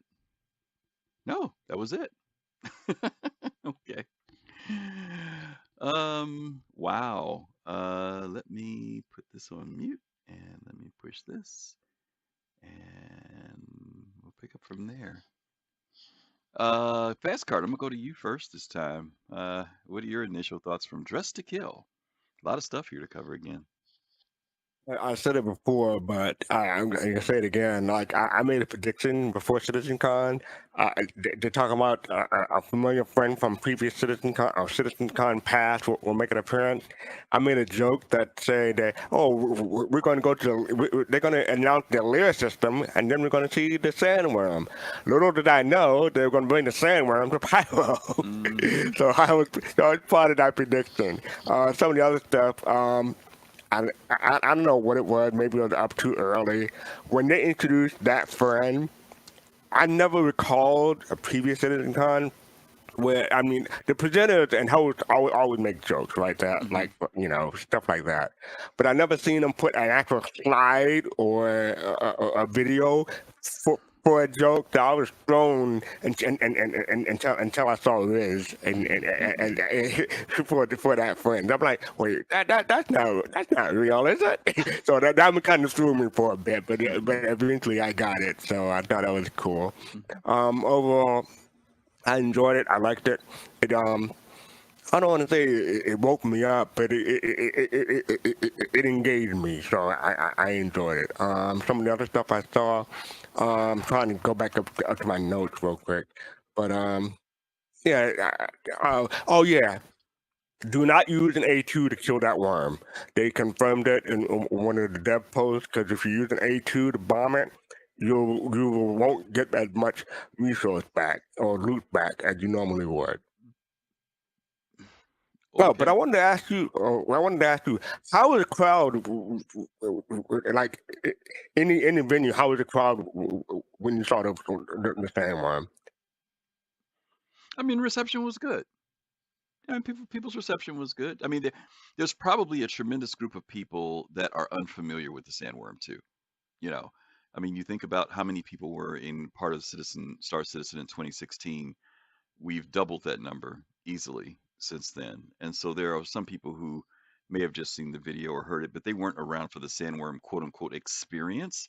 So I think people thought it was an interesting thing and a cool thing, but it wasn't. I mean, the place cheered because of the combat aspects of it and stuff, but it was the sandworm, It was unexpected, if nothing else, that's for sure. I don't think anybody really expected that was going to be. I think people were thinking about what was the friend from the past would be Jax McCleary or something like that, I don't think the sandworm was expected. What about the fashion side of it? We've talked about the sandworm. Was there anything about the fashion side? I was just gonna get back to that. Like, I hope there's a way to change sets or specialization quickly. I doubt there will be. I don't see them making like a quick snap so people can change armor. But I wish there were, because when I'm on my bed enlistment, I'm probably gonna be a tank, because I don't want to get accidentally killed somehow, even though I'll be on my bed enlistment somehow. Or maybe like when I'm in my 315P or some other small or medium fighter, I'll wear the flight suit. And so I can see myself trying to wait a minute. You're gonna be a tank walking as I can. You're gonna be a tank walking around on a Banu merchantman? Hey, it depends on how much. It depends on how much security I can hire. No, I'm kidding. Probably not. Probably not. No, one thing I do like the sniper armor. That interests me as a specialization. But we'll see how it goes when I actually get in there. Or I'll just be that friend. Okay. Jade, how about you? Wow. Okay. I have definite mixed feelings about all of this. I would even almost go to the side of disappointment.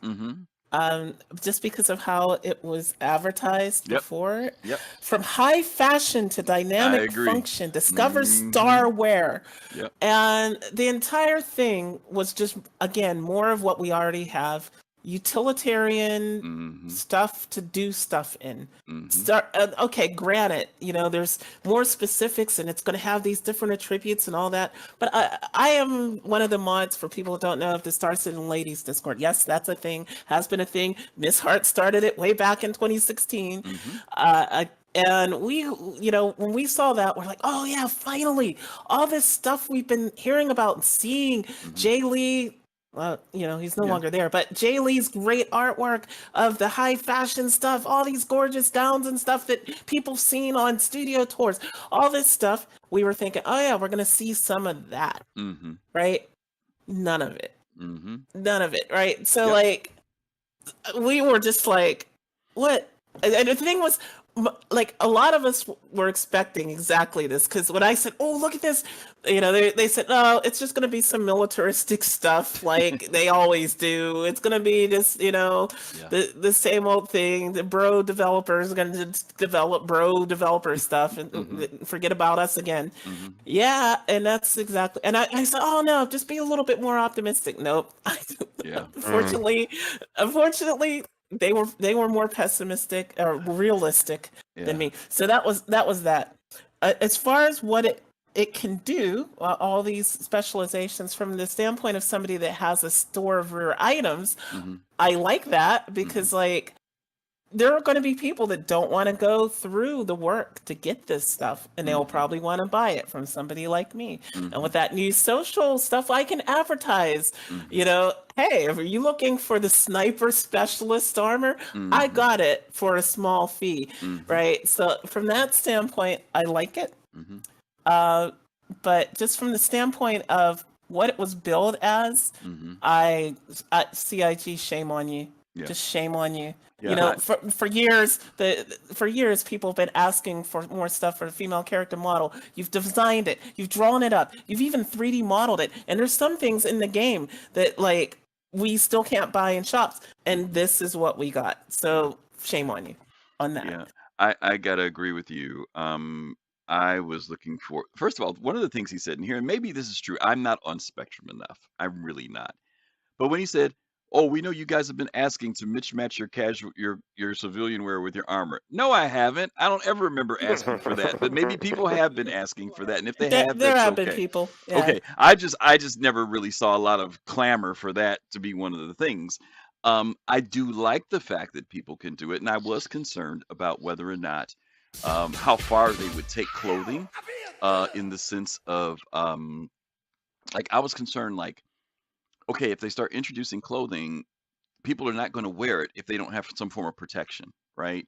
So, they're not going to, it's cool to put on some slacks and have your arms out, but if they're thinking they're going to go into some type of battle, they're going to default back to wearing all armor again. So I was glad to see that they said that there will be some armors where they will balance it out, like this one that's on the screen right now. I like that look. Even though I like it casually, I also like it as if that person's on patrol. They should feel that they have some form of protection and safety. And they alluded to the fact that that will be the case.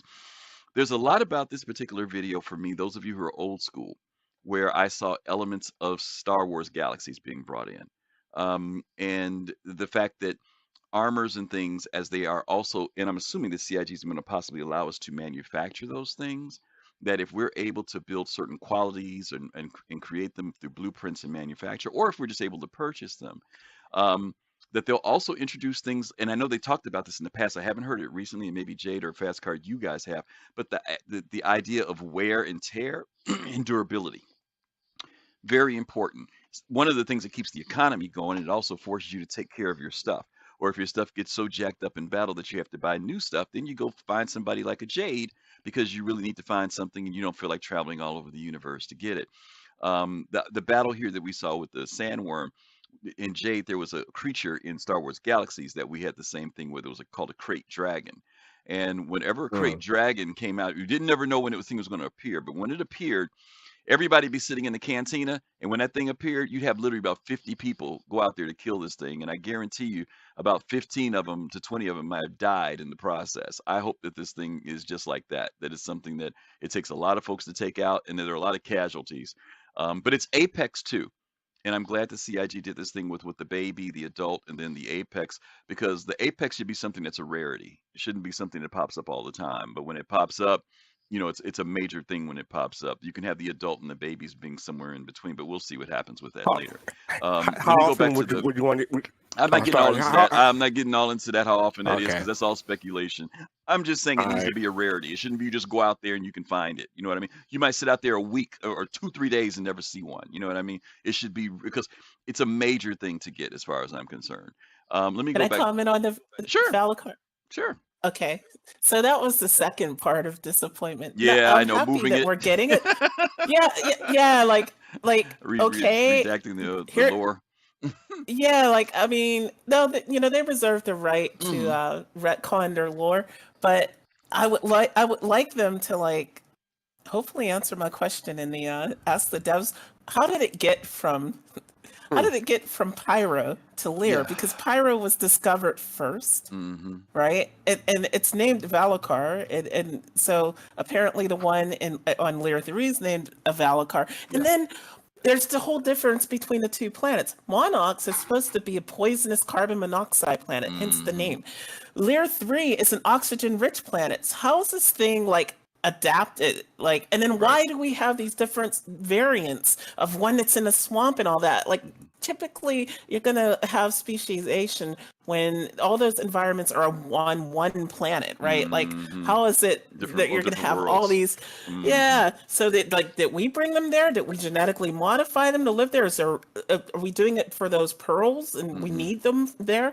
The other thing that was disappointing is I feel like there's this trope in games that all you do is kill the animals. That's it. Hunt. Get something from killing them, right? Like, and I really was hopeful when I saw them on ISC show the storm walls, and that you're gonna get something from them. You're gonna harvest something, but you don't have to kill them. Jade, right? it's not a trope in gaming. It's a trope in humankind. I hate to tell you that. That is I mean, true. that's just a That thing is about true. humankind. The trend is away from that, and a good futurist that was advising them would say, "Look, the trend Oh, a good the what? last 1,000 years, a futurist, A good what? Like you? futurist, like you? No, don't start on that again. No, I would gladly do it. You know I'm giving you a hard Whatever. time. I know. But no, I know. Griff, for people who don't know, Griff gives me a hard time all the time when I go on these tangents about this, because he's like, well, then you need to work for CIG. A good futurist basically looks at where the Star Citizen universe is in the year 2954, Would we be and then they doing that? extrapolate backwards, right? And look at current trends, and also further back than today in real life to 1,000 years ago. Right. Are we moving more towards hunting gigantic beasts? Or are we moving away from that? And the fact of the matter is we're moving away from that. If we can get the same thing, we'll do it without killing them, right? Because we become more ethical as a, I know people don't think that, but over time, over the long period of human history, we've become a bit more ethical towards, other creatures. And so I would hope we would see some of that reflected 930 years in the future. Yeah. But so Not in the far, game. not yet. And the thing is, it would feed But to into the point. science Yeah, gameplay, but to the which point. yeah. Y'all know the scientist is talking now, so y'all understand that's where she's at. All right. But Yeah, I understand this. I'm biased here. I'll admit it. It's a fair bias, but it's interesting because there are ways that you can have both of those things exist. If you have something that is predatory, right? Let's say that this thing is something that shows up, and when it shows up, it destroys your villages, right? And now you're defending yourself against it. That's a different type of thing versus when you're just going out for the hunt, right? And I'm saying they could create balance in that. That's why I think the apex should be a rare thing. I don't want it to be like you said, where there's this big game hunting all the time. I already said that as soon as Pyro opens, there's going to be a bunch of people who's going to go fly straight to Monox, right off the bat, right? By the way, I hope all y'all get wiped out. By the way, but I honestly know that's what's going to happen, because that's going to be the dynamic. But I want it to be, when this thing shows up, it's meaningful, not just that there's a certain time frame, every 3 hours the thing pops up. But that's just me, y'all. But I hear you, Jade. I think that you can create balance in games. And there was an episode in The Mandalorian where something like that happened, where Krayt Dragon came in and it was terrorizing the people, and they went after it because it was terrorizing the people, not just because it existed, right? So I think that they can create that in the game. Yeah, and on the I like to mhm. leave with a positive on this. Yeah. I loved seeing all the new alien-ish looking creatures. Like that they're not just looking at animals and on Earth and insects on Earth and then saying let's just make a space version of it, right? Right, A right. space pig, a space cow, whatever. I love that there is now on the drawing board actual alien-looking things, and a lot of us have been wanting that too. Yeah, we start with the And familiar and build out from it. Yeah, go ahead, Fastcart. And to Jay's point, CID put out a tweet on Twitter regarding that, and turns out the music that was played during that was Pedro Camacho. So he retweeted that and said that was his piece that was in that that little bit. Yeah, absolutely. I do like the idea, and they've talked about this before, that they're fleshing out more of the specializations of armors. I still see a lot of what we have right now as being tier 0 testing stuff.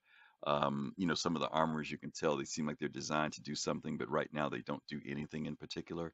For example, the one that they show here on the tracker with the visor that's made like a triangle, the triangular look. And I'm like, okay, there's got to be some uniqueness to this because it doesn't look a certain way. But there's a lot of armors like that, and I've always said, what makes this so special? What is the special moment for why I should wear that particular helmet that only has a visor but it's open in the face? If I'm in space, is there some specific reason why I would wear that versus a full covered one? So I'm hoping that more and more of that comes out with this, so that people are picking and choosing. Not just for aesthetic reasons, but because it's meaningful to wear a certain type of armor, whether that's due to durability, weight, protection, efficiency, the things that it can do. Like some of the armors they talked about can carry more modules on it. So I'm really excited about them expanding that. I think most of the armors that we have right now are just generic versions of stuff. And ultimately we'll start becoming, in those that need to be made specific or made specialized, we'll start seeing more and more of that. But I'm looking forward to more and more, specialties and stuff beyond just these ones they showed. These ones they showed were great place to start because they're familiar gameplay roles. But what happens when we get into the areas of mining? When you've got that Averill mining armor that's in the game, or if you're into medical, I'd love to see the specialty of all these different things start to come out more and more as the game progresses. Okay. Well, I just need an armor to give me +5 to charisma. Maybe the mutton chops to give me +10 to whatever. I don't know. Give me something like that. We need a +10 to humor is what we need. We need a minus. we need a -10 to jokes. But you've already got a +10 for Riz. So yeah, right. Yeah. Right.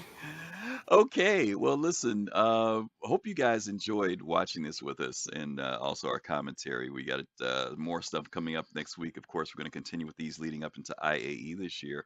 But do we have any questions, Fastcart? I didn't get a chance to look. Do we have any questions in the Q&A? We have 3 questions. Yeah, my bad. Okay, so yeah, I'll ask. This is from Sleepy Common. The recurrence of the ship, the Pioneer, is included in any concierge game package. I believe Jade answered that was it's in the Legatus package, so the $42,000 package. I don't know if it's in any other package besides that. Okay. I don't think so. All right. So Pop asks, will there be any classified page in Mobiglass for player stores for player to store sale, help sort and custom items, search the item in your opinion? I believe I misread that. Will there be any classified page? And you're talking about like a classified page, like a newspaper for selling stuff, basically, in the Mobiglass. Oh, I don't know. They've talked about whether there'll be a trader's board or something like that when people start manufacturing auction house stuff, but I don't know if it's going to be in the Mobi or where, if they'll do something like that, or whether you have to go someplace. I don't know. Jade, you got any curiosities about that?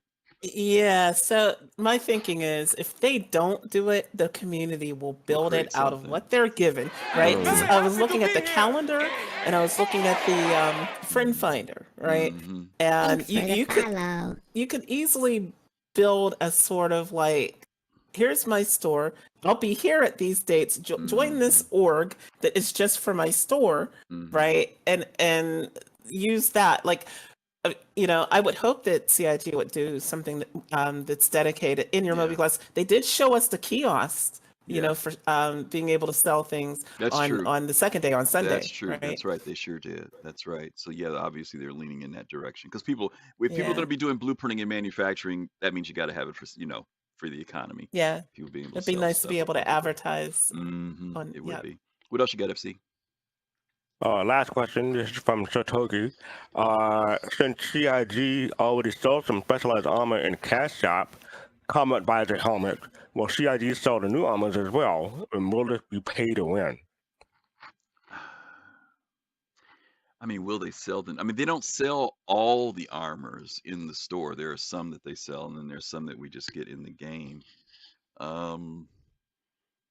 So I don't. My question is like the stuff that they sell in the store, will it be re-specialized into like sniper, tank, and what the trooper or whatever? So I'm curious about that myself. But Well, as far as pay to win goes, I doubt I it. doubt I that. doubt pay it. to win. Yeah, some of it's just armor that's there, like just standard armor. I think, but to Togi's point, will some of these new ones be things? But what they said in here, Togi, if I heard correctly, was that the specialized armors were things that you would have to work for.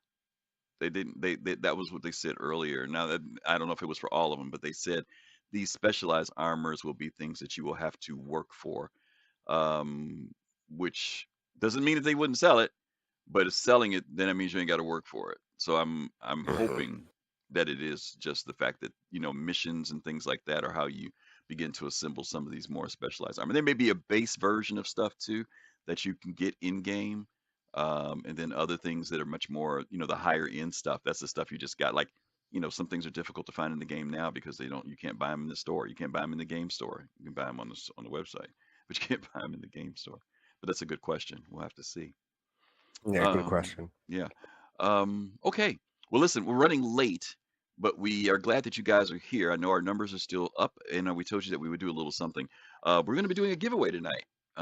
Last week, as you guys know, we did a giveaway for a Misk Freelancer, oh my God, Starlancer Max. But this week we're going to be doing the Argo CSVSM. For those of you who are going to be interested in moving items around, this is part one of a two-part that CIG offered from the new Argo series. This is the one that carries the 4-1 SCU boxes that's on sale right now on the website. We are going to start a giveaway. For those of you, if you're a subscriber with us, you have 3 times the chance, 3 times the luck of winning. So we're going to drop that right now. If you do !ticket, we will get you in for this giveaway. And we'll see if we get a lucky winner today. So jump that in there real quick if you're interested. !ticket. You should get a little confirmation that pops up that says that you got into this.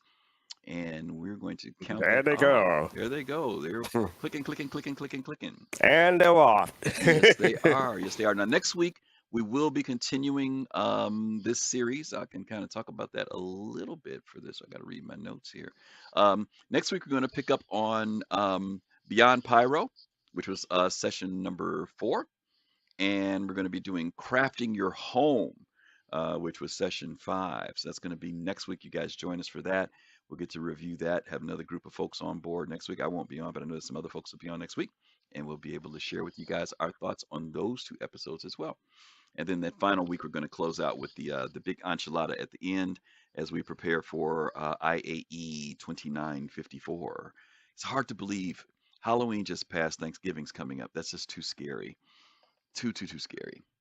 All right. I'm glad when you get old. That's how it is. Thank you for saying that, fastcart. to people who are under 21, the time is going under 21, under like 30. They're still if they're under 30. They're still young if they're under 30. They're still young.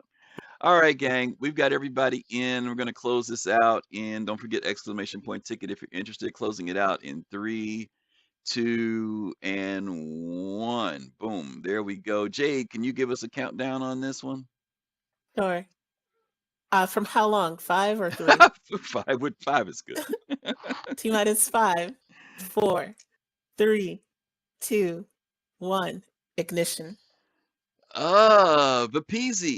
Vapeezy, are you out there? Vapeezy, let us know if you are out there. And if you are, that means that you won. Let's see if a PZ responds. There he goes. Woo, let's go. Ooh, there you go. Way to go, way to go, way to go. Now you get to carry 4 boxes instead of 1 box. That's great. Congratulations to you on that. But PZ, Yeah, be don't- sure. Go ahead, Fastcart.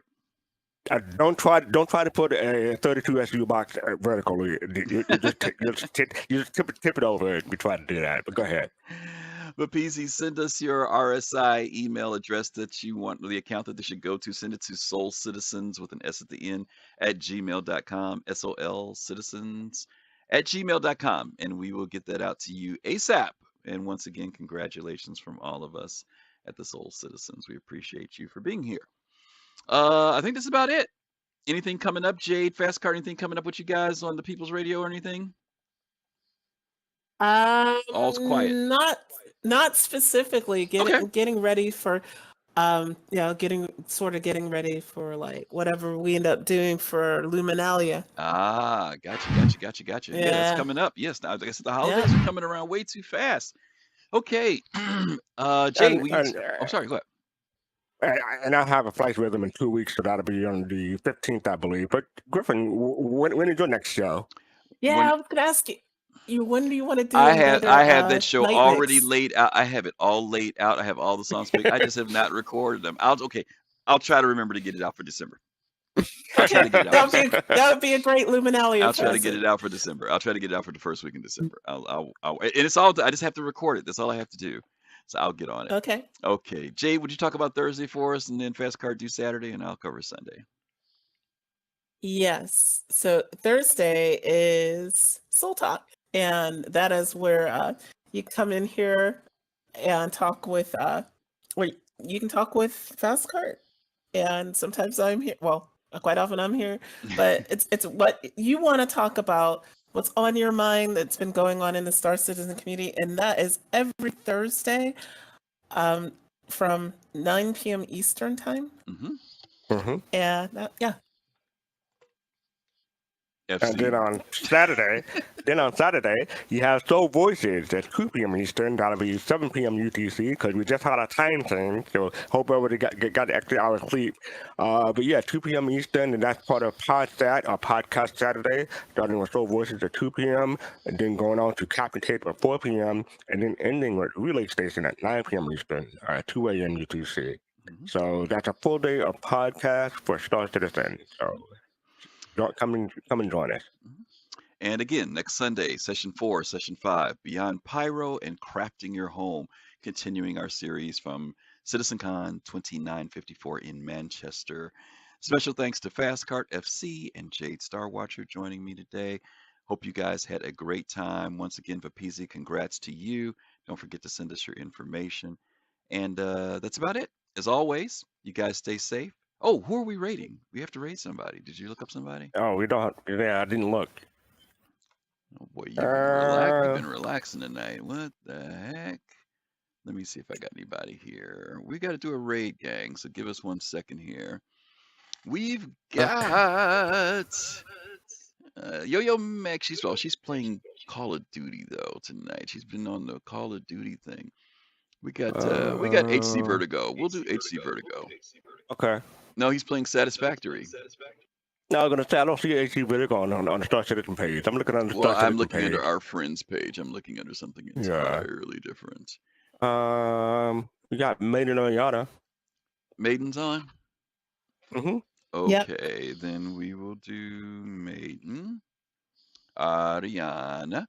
Okay, we're going to send you guys over to Maiden Ariana. When you get there, let her know that you came over from the Soul Citizens and it's a raid. Of course, like and follow her. She's wonderful. She's a very cool person. And we'll look forward to seeing you guys hopefully next week. Until then, once again, we'll sign off for you guys. Stay safe, take care of yourselves, and peace, love, and soul. Ciao.